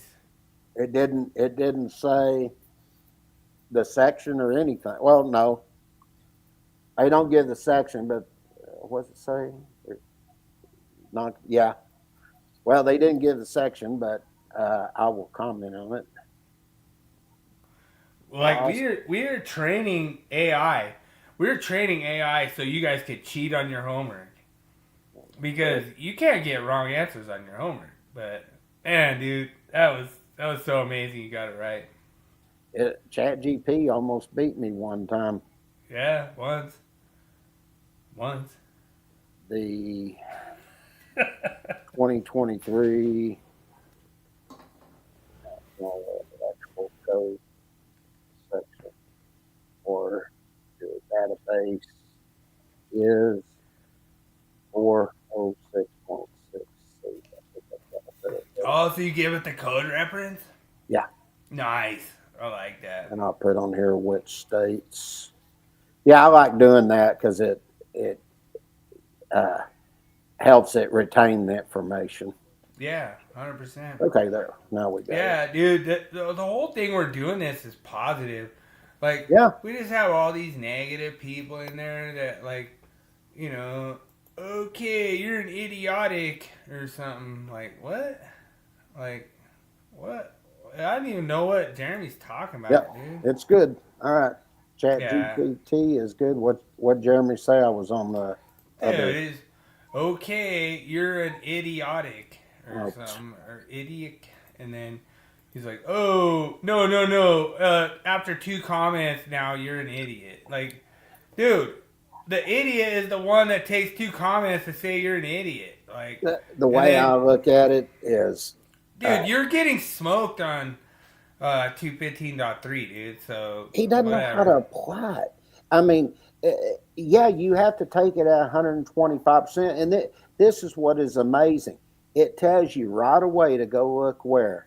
At Article 240, Part 1. And if you pick up 240.4b, if you're 800 amps or less, you go up. But once you're over that 800 amps, the conductors have to be equal to or exceed the load. So once it's over the load, then the overcurrent device drops down. Dude, Daniel, that's so awesome, man. Dude, that's so cool. He's like, well, it goes like, through the oh, roof man. every time he comes on here. He just starts mouthing off at everybody. I mean, all you Texas electricians, y'all watch this. Just remember, he also has stated before that all you Texas electricians, which includes myself, we're all nothing but glorified ditch diggers. That's what he said about us. But that tells you his elitism that he thinks he has because he's in Minnesota and he's through the union. He thinks they're superior to. It does not tell you that, Jeremy. You're a dumbass if you think it tells you that. Yeah, 125% for continuous and 100% for non-continuous. But before you get to that, the first sentence tells you to go look at Article 240, Part 1. And when you go look at 240.4b, 800 amps or less, you go up. Anything above that, it tells you that the conductors have to be equal to or exceed the calculated load. And they do.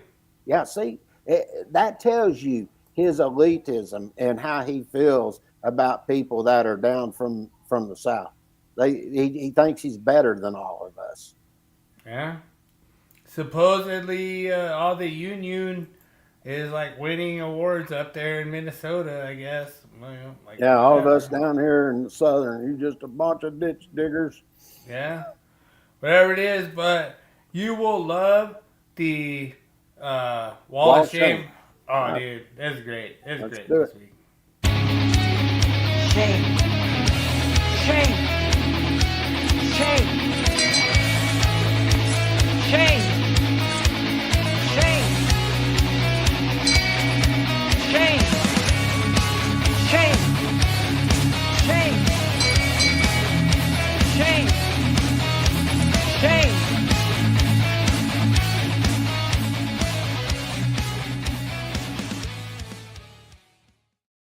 Dude, wait You know- till you see this. Wait till you see this. Before I get to it, I want to make a comment. You know, he sent me a message on there, and he said, Diamonds, he goes, it's linked to Facebook. It'll be live on Facebook.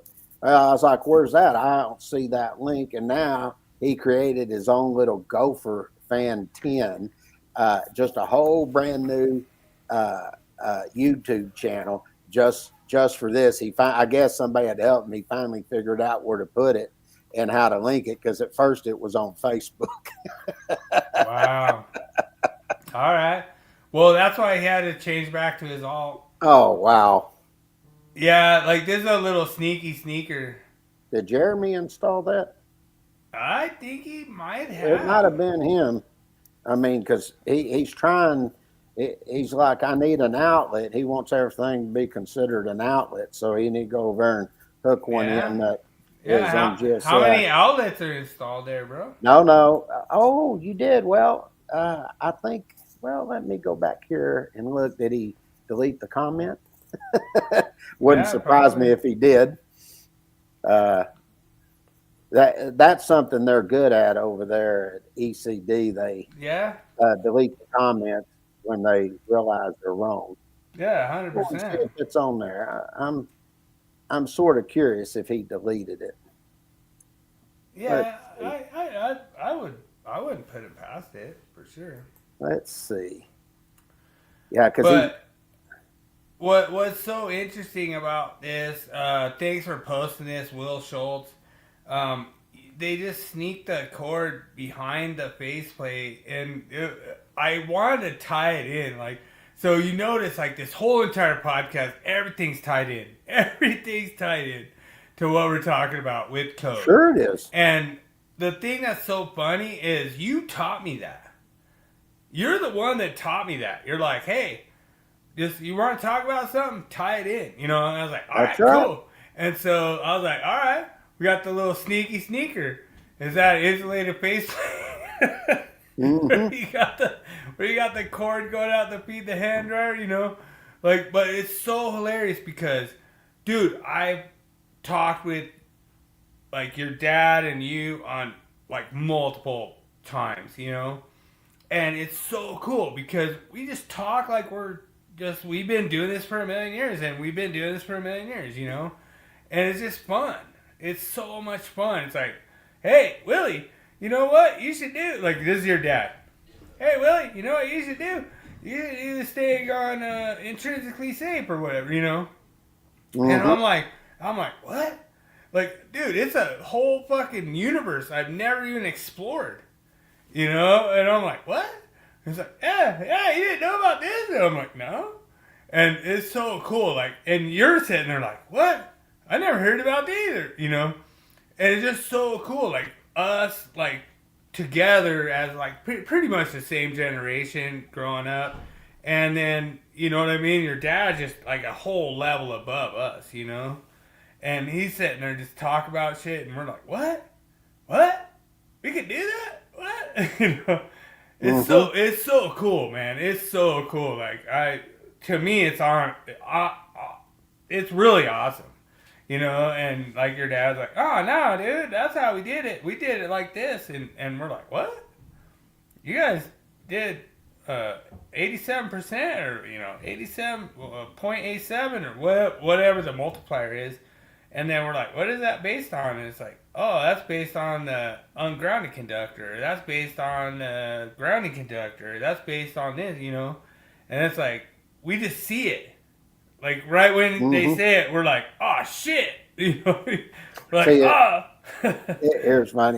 He goes, so you can stream whenever you want to, and no, you don't need a link. Anytime you go to YouTube, it shows that you're live on your channel, you dipshit. He called me, hey, you go to my channel, it's already posted up with everything, tell him when it's going to be and all that. I don't know what he's talking about, but I'm still trying to find where at first he said it was being streamed to Facebook.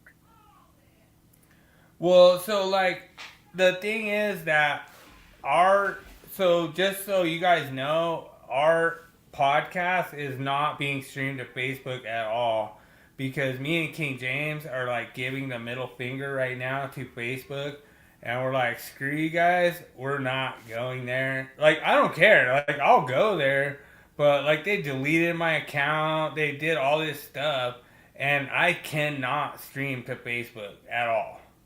And King James, I think, basically gave him the middle finger too, because he was like, screw you, I ain't streaming there either, you know? And so, whatever. Like, dude, we have, like, Instagram, we have, like, all these other social media places, you know? We have, you know, like, YouTube, all these places. And the thing is, like, we have, like, a really good viewer count. Like, I want to thank everyone who shows up every week and, you know, checks out. Where's the myth of the week? All right, you got to check it out, Mike. It was just, like, we did it earlier. But, you know, like, people show up and they check out our myth of the week and everything like that. And it's really cool. It's really so much fun. And that's what's so cool about this podcast is... I got a question for him real quick, if he's still on here. Jeremy, I saw you sent a message to me. Are you doing it through Restream, or are you doing it through Zoom meeting now? I've got two links. I don't know which one to go to. Because I just checked where he sent something over. He deleted the one where he said it was on Facebook. Yeah, it could have been Facebook deleted it, because, man, it's getting out of control with Facebook. Like, Facebook doesn't want anything streamed.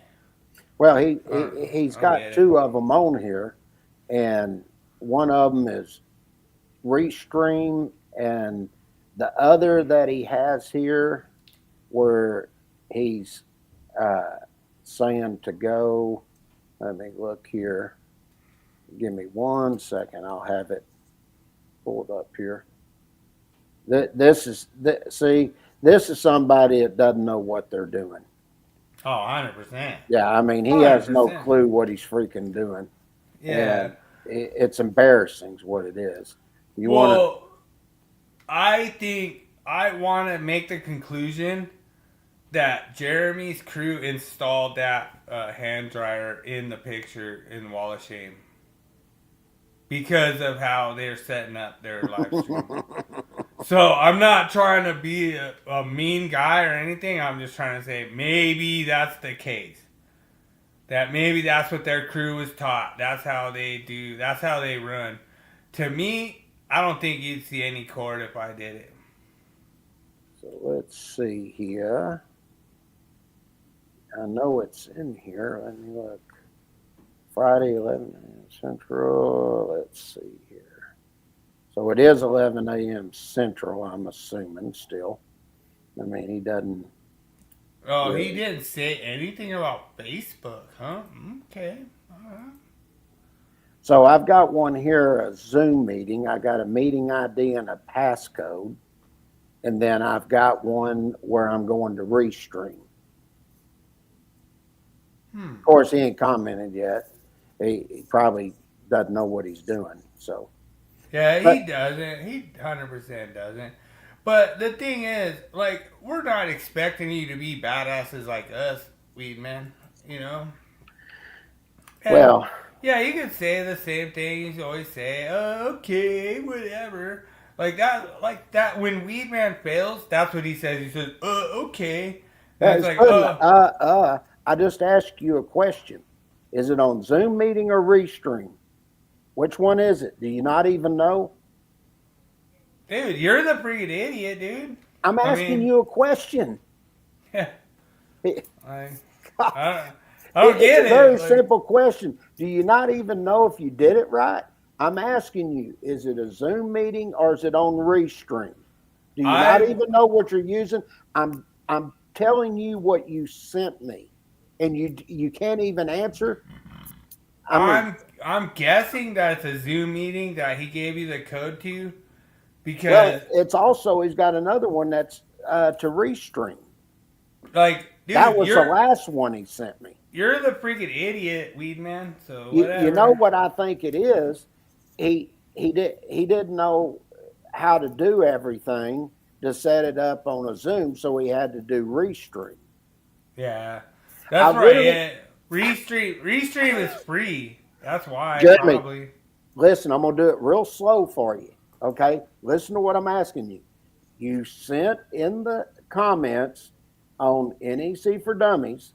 You gave me a Zoom meeting code with a Zoom meeting link with the passcode. Then what you sent me in a message over to our business account on Facebook, you sent me another link that goes to Restream. Where are you streaming it from, or are you not even streaming it? You're just saying you are. He's not streaming it. I'm asking you, which one of those links are you using? You're not using both the same links. He's not. God, I can't believe this is so hard for him to understand. I'll tell you, I literally sent you a link. Yeah. You know what I think? think? Which one, dude? I'm trying Like, to ask serious? you because you've got. Listen, Jeremy, let me explain it one more time. You've got one here, Zoom meeting. This is only a half-hour time limit, so I'll make you look. I can hit it quickly. You got a meeting ID 815-1341-1439. Then you have a passcode 4444983. Okay, but that expires. That was going to expire by tomorrow. And then is my guess. And then that's my guess. Another link I have is Restream Studio, and it says November 14th live stream 11 a.m. Which one is it? It's a very simple question. I think what he's doing, he's texting whoever's putting it together for him because he's not smart enough to do it himself, and he doesn't know which link he sent it on. He's gonna have to do the Restream live because I think the Zoom meeting is gonna expire, and I think that's why he had to do it, because like that Zoom meeting, it expires like within a certain time frame. So that's my guess, but I don't know. I don't know for sure. But to me personally, I love it. Like, we do it for fantasy, everything. Like, people are like, hey, Bill, come in these live streams and everything, you know? And then I come in there like, dude, why are you picking that goalie or whatever? And then my goalie just sucks, you know, or whatever. But it's just so fun because it's like you give your opinion like, oh, dude, this is going to be my goalie this year. Then all of a sudden you're like, oh, dude, my goalie sucks, you know, whatever. But it's fun because we're just like doing fantasy. We're just having fun. And like, there's nothing fun about Jeremy, man. Dude, Jeremy. Because you're too much of a bitch to meet in person, I guess, is what he's saying. I don't know what he. I don't know, dude. I hope everybody's watching this. This is what we deal with these guys. This is how they act towards everybody. If you disagree with them, this is how they talk to you.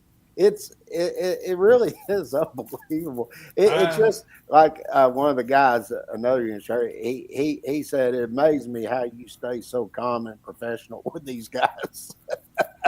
Yeah, and that was so cool to like. You showed me a little bit of the interaction with that Union brother, and he is really cool. He's a really cool dude. He's a really good friend of mine, and he was like really embarrassed by Jeremy, the way he was acting and everything.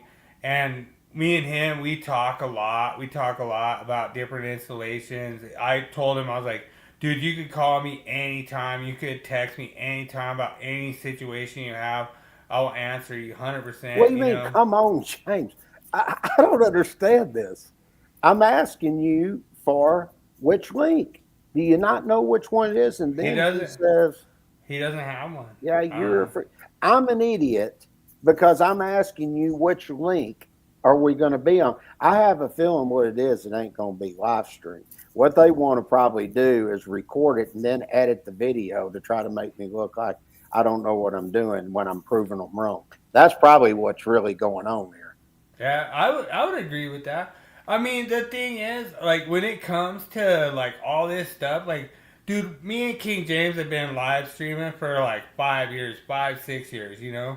Mm-hmm. Like, you would have to, like, do something crazy to make us look like we didn't know what we were talking about. Because we actually, dude, I've been, like, talking about low voltage, medium voltage, all this stuff. You know, King James been talking about all his... You know, like, dude, there's really, literally no way you could, like, discredit our contribution to the code process, you know? Like, this is the first time me and you... Oh, look here. Okay. I got a feeling this thing ain't going to go off tomorrow. I don't think it's being live streamed or anything. Let's see what I said. Why don't you do that? Why don't you set up your... See, that's what I'm telling you. I don't think they know what's going on. He has no freaking clue. I don't think it's going to be live streamed. And we're going to do a big, nice meme for you, Jeremy. Yeah. We'll get it. We'll get it together. We'll let everybody know how incompetent you are.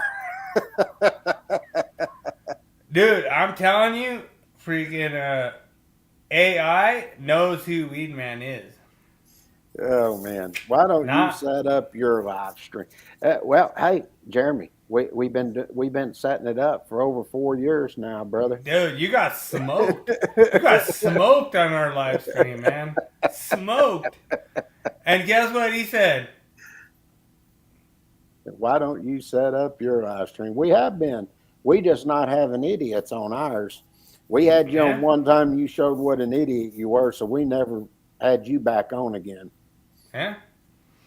Dude, he got all mad. Like, dude, it was so funny. Like, everyone was following us. Dude, there's, like, all this, like, documentation behind this, Jeremy. Like, you're acting like this is a surprise to you. Oh, that's right, because you just woke up blackout drunk, like, last week and didn't realize that you were on our show, like probably a year ago. But it was, like, so funny because we actually had a debate between you and King James, and you lost. It was funny. He goes, you don't know anything and how to teach the NEC. I said, really? I said, well, I was on NEC Live, and there's about 200 people on there. I said, I was asked about 15 questions on calculations, and I made up the problem in my head, did the calculation, and did it step by step with sections and tables. And I was going so quick that Derek asked me to slow down. And he said, Derek never asked you to slow down. I said, you need to go watch the video, brother. He specifically, matter of fact, he was like, he goes, he just couldn't believe I was quoting stuff so fast. Dude, I was there. I saw it. I witnessed it. And you are 100% correct. That is exactly what happened. And the way that Derek was trying to promote Link, again, like Link was very infinite in its existence. Yeah, like Link just barely started, and Derek was trying to promote Link, and he wanted to promote Link, but he had to show the code sections, and you're sitting there like, oh man, it's 230.21c. This is, you know what I mean? You were just sitting there, boom, boom, boom, boom, boom, boom. And he's like, all right, let him pull up, James. Let him pull up, James. Let him pull up, James. Like, he was just telling you, like, let him pull up, let him pull up, let the sections pull up, because he wanted to promote Link. That's you know? And you were like, this is the section, this is the section, this is the code, this is the section, this is the code, this is the section. And it was really cool. I was there. I watched it. I was there live. That was freaking awesome. and I actually showed my apprentice the aftermath of it, of me asking questions on certain parts of that, and it was freaking hilarious. Like, I almost think that I would really like to say that they still have those, live versions up. Look at this. He just keeps going. Send me a link. I'll make you look at it. I mean, it's amazing the type of language he uses. This is exactly why we don't have you on, Jeremy. And the way Where- you talk about people and the things you say. I mean, just I like you thought just, he was supposed to provide the link. I place it there for everybody to see that goes strictly to his channel. So if it doesn't pull up tomorrow, I'm signing off. I'll tell you right now. I'm not going to play that game with these jerk offs. Okay. I'm not going to do it. Dude, I'm telling you, honestly, is like the biggest honor of my whole entire life to be basically degraded by these fuckheads. These fuckheads. Calling me Billy Ball Cubs, all this shit, It honors me that I'm affiliated with the Stall Cubs, Listen to this. No, I talk about you like this. Really? Well, we had a podcast there just a while back, and an inspector agreed with us, and you called him a moron, and then you said, I only call y'all morons. And we said, you just called this inspector a moron. You call Texas electricians nothing but glorified ditch diggers, but you expect everybody to believe you only talk about us like that. 100%. The facts are there. 100%. Everybody can see them. This is what you deal with when you go over to ECD and the ECD boys. This is how they treat people. Because he is a moron. See there? That just goes to prove everything that we say. And that's why people are shunning ECD now. Because y'all talk to people like trash if they disagree with you. And I'll tell you, I've been in this business for 40 years. I've taught all around the country. I've been involved in all kinds of stuff, all kinds of committees and panels, doing all kinds of stuff, contributing back to the electrical industry over and over and over. People call me all the time with questions. I never charge them unless I have to write a report. And they all know that, and they respect me. They call me, and I have no problems. Ever since I disagreed with their little idol, Ryan Jackson and Mike Ho, guess what happened? I was called every freaking name in the book. Yeah. And, dude, that's what's so funny. Because guess what Ryan's doing right now? I don't know what he's doing. I don't keep up with him. All right. Well, I don't know. I don't know either. But, I mean, it's just really fucking slow. When you come with us, when you get with our podcast, it's really fast paced. Like the way we're attacking this stuff, it's fast paced. They want it to be slow. They want everything on their end to be slow. They want it to be like government. They want it to be like, oh man, we'll see you in 2 months. That's not the way this is happening right now. And Weedman is mad about this because he knows that we're on the cutting edge of this technology. And Sure we are. the whole thing is, they're losing in 2026. They are losing. They're losing in 2029.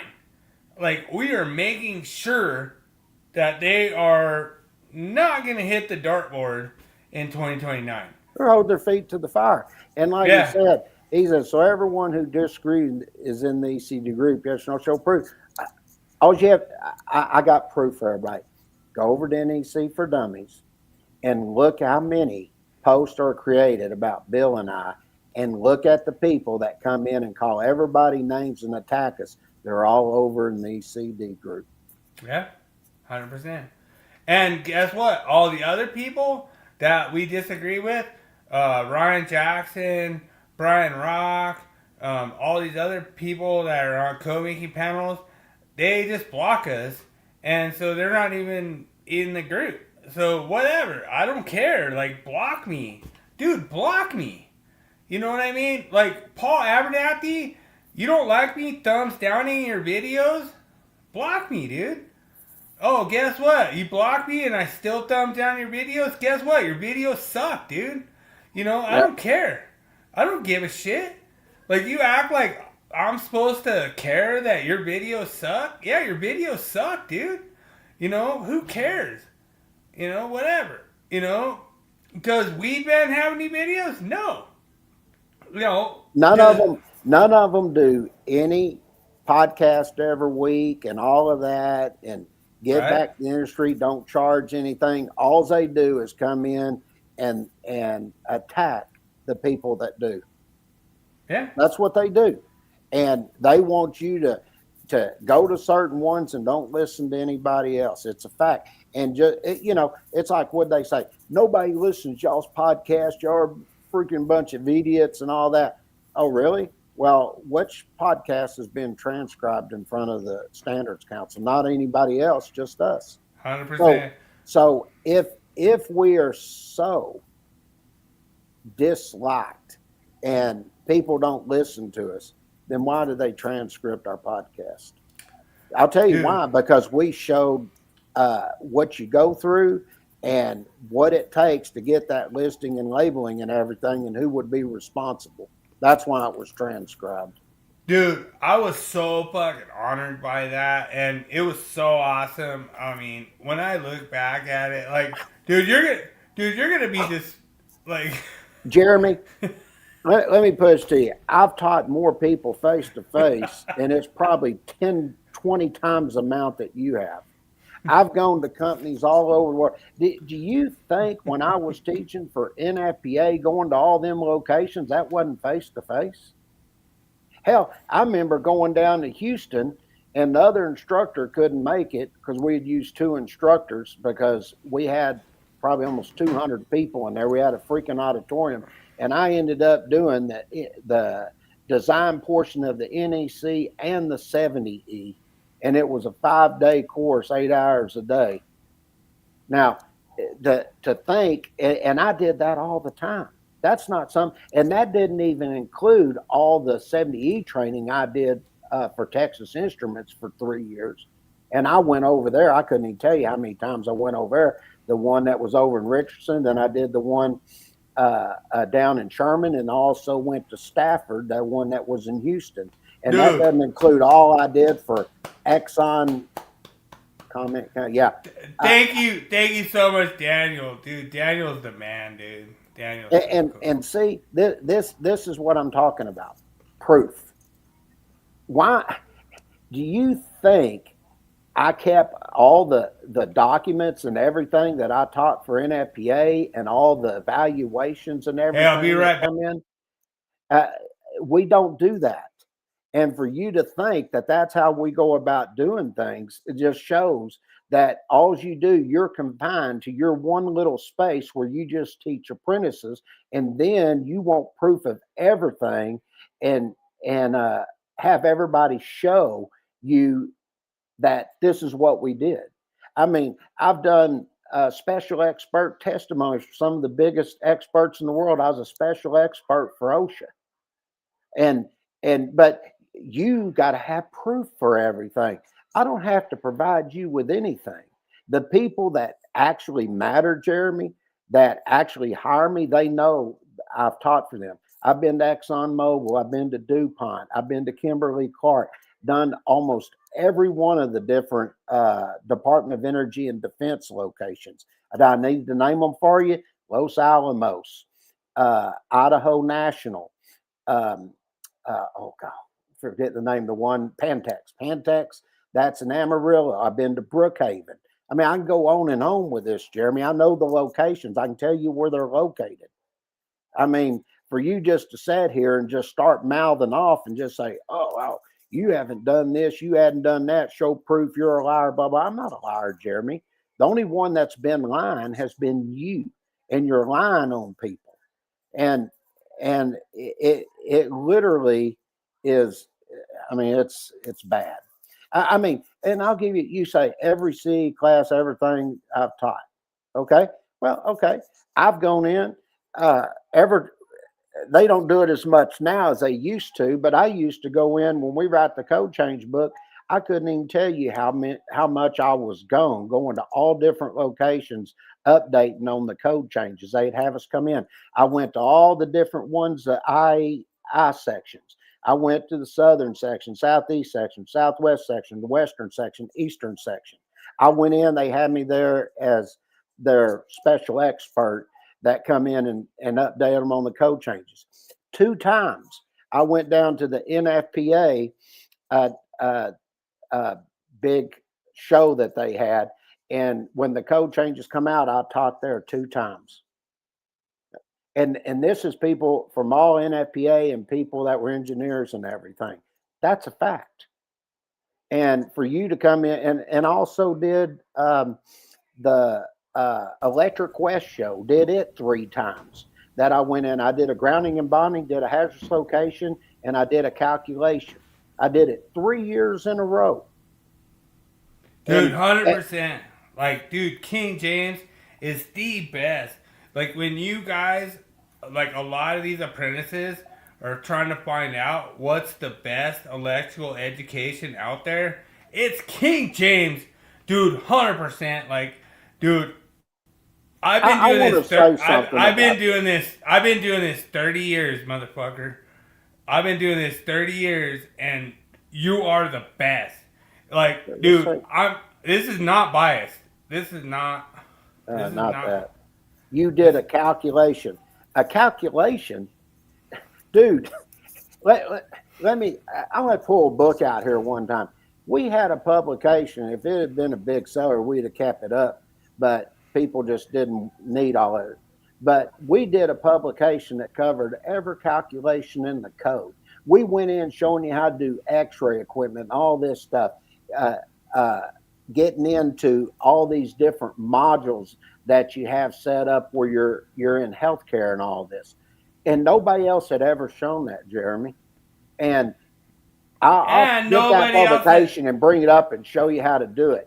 And for you to say, oh, you did a calculation, brother, I've done more complex calculations than you ever dreamed of. You know, in our 70E publication, we were the first one to show, and we still have it in there and reference it back to the 2004 edition on how to do these complex calculations, because it's not mentioned in the newer edition, so they have something to go back to. That's in our publication. Nobody else has that. You know why? Because we actually took the time and performed the calculation so people would know how to do it. We were the first to do it. And they never will replicate it. Oh, what? Are you serious? He said you did a calculation. Yeah, and that is completely correct. And we're going to talk about that tomorrow. You better show up to that link. You still hadn't told me which one because you're probably not going to show up. But nah, he ain't. I want to go over it and explain that. And I want people to understand what he's talking about. If you take 724 amps and you take that at 125%, the calculation we showed, that was 905 amps.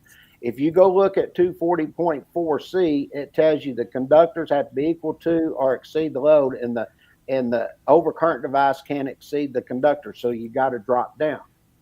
Okay. Now, Jeremy says that ain't the way you do it. Well, what's interesting about that is NFPA used to publish our publications. All their engineers and everybody went through those calculations. Not one of them changed that calculation. But yeah, Jeremy will tell you, you don't know what you're doing, but everybody else that's been looking at our books and everything for over 30 years, nobody's ever questioned that calculation. Because it's right. Mm-hmm. And the conductors are this covered. Is the elitism from Jeremy and thinking that he's smarter than everybody else. And if you don't agree with him, he picks and chooses out of there how he wants to apply something in the NEC, and he doesn't go back and look at the other sections. So explain this to me, James. I don't understand this part. So now all of a sudden you go up to 1,000 amp overcurrent device, and you're only 904 amps on the conductor. Conductor ampacity is only rated for 922 or whatever. Well, see, How are you able to go up to the next tenor size? I thought that it was less than 125%. So what he's saying is now what you got to do, the 250s, if he's using 75-degree column, I'm assuming, that's 255 amps. Hey, look at that, Jeremy. I didn't even have to look it up. You couldn't even put the amperage down.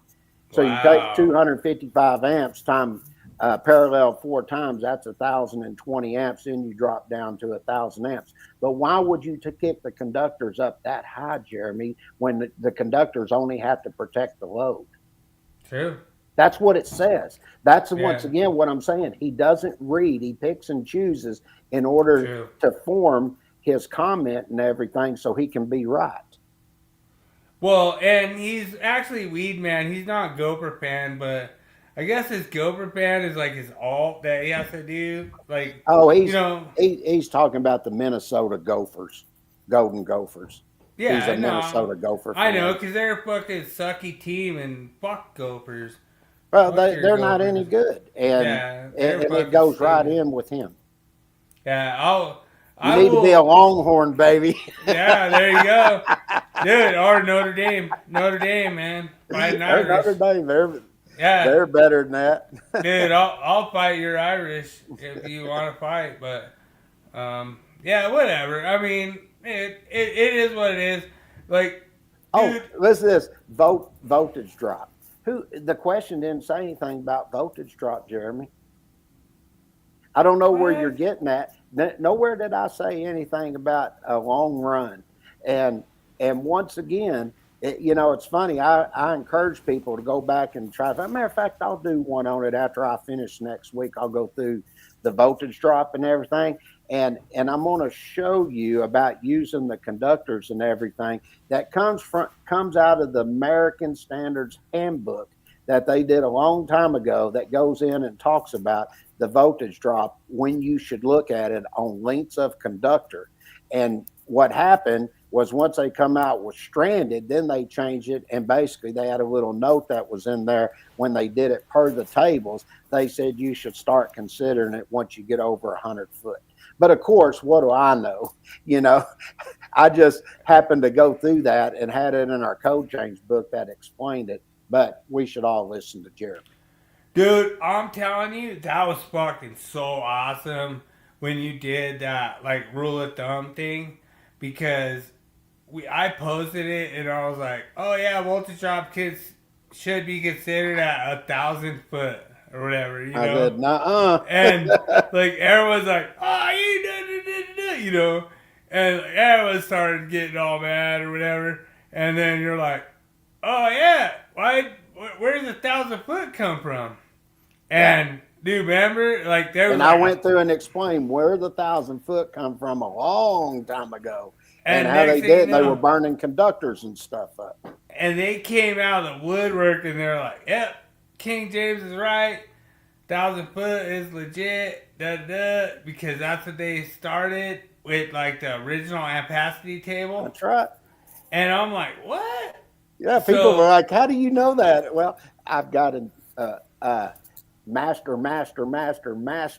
NEC code expert in here, and he's the one that, well, I would learn this a long time ago, but that's who I learned it from, because he knew the reasoning and stuff, because he started back in the 60s, and when he was working for my grandfather and everything, my grandfather was a master too, and he knew all these things that happened before and was telling Dad, and Dad incorporated it into his publications. That's how that's how we know all. That's why and I want people to listen to this. This is exactly why we put all this information in our design book, because if you don't put it in there, these new guys like Michael, Ryan J, they don't know all this stuff. And you've got experts that knew why something happened. And those experts are going to not be with us one day. So it's good to have that information and pass it along to the younger generation so they know what they're looking at. That's why I say, You know, there was a guy that told me something one time, and I thought this was interesting. He said, people that know use Stalk Up publications. People that don't know use the other publications. True. Dude, I was like so impressed like with the whole thing. I agree. It is for you. And I'm actually curious to see if it even links up. I mean, you still hadn't told me if it's on Zoom or Restream. I don't think you know what you're personally, I don't think you know what you're doing, but yeah, he does it 100%. I mean, well, let's wrap it up. I'm ready to go with Yeah. him. I'm freaking hungry. Hey. I'm tired of jacking with him. I'll take care of him tomorrow. so I want to tell you 100%, you are the freaking amazing, person in the electrical industry. Thanks so much, everyone, for joining us. It means so much to have like your interpretation. Me out in the field, like, hey, dude, this is the way I'm looking at it. Dude, I could be wrong. Hey, Like whatever, the one thing for all the installers and everything out there, that's why this podcast is good, because you hear it from the installer's point of view, and then Yeah. I take it and tie it in with what the NEC says. Yeah. And not only that, also tied in with other codes and standards, which Yeah. nobody else does. Yeah. And the whole thing is, what we brought to you tonight is not what is going to happen in 2026, but what already happened in 2023 and what they're not going to get that they want to get for 2026. So it's really interesting. It's a really cool evolution that I've never seen before, because they want the manufacturer of GFCIs, they want it to expand, but then you have all these other code guys that are like, oh no, it didn't expand. Then Yeah. Tommy tonight was like, oh no, expanded, and even though they wanted to reduce it, Mhm. nobody wanted to reduce nothing, They That's just went and enforced the rules, and then it reduced the GFCI protection. And for him to sit there and go, oh no, it increased, it's like, no, it didn't increase. That's right. So that's what's so much fun. I appreciate you, James. And we need to go watch some football. Yep. We got Ooh, I'm the freaking Patriots starving. against the Jets. And make sure you give your dad our signatory congratulations. Well, and everybody, if you can, join 11 o'clock tomorrow. I've provided all the links, and watch Jeremy squirm. Dude, I'm there. And guess what? I'm going to be a fly on the wall. And I just wanted to watch you just destroy him. That's going to be so much fun. I hope he appreciate brings it. all them ECD boys. I'll tear Yeah. them all up. Bring it. Dude, I will always be there for you. Just let me know. Like, all you have to do is just say, outlet. And then, boom, I'm there. Yeah. I'll just come out of the woodwork and just bam. Go just over punch. to Facebook, go to NEC for Dummies. You'll see the link there. I'll just come out of the woodwork and just punch Jeremy right in the side of the head, like, outlet, bam! Just boom. Like, that's it. That was my cue. All right. Peace Hey. out, everybody. Have a good week. We'll see some of y'all tomorrow at 11 o'clock. As always, remember, make every day an easy day. I'm out. Peace. Deuces. Pieces.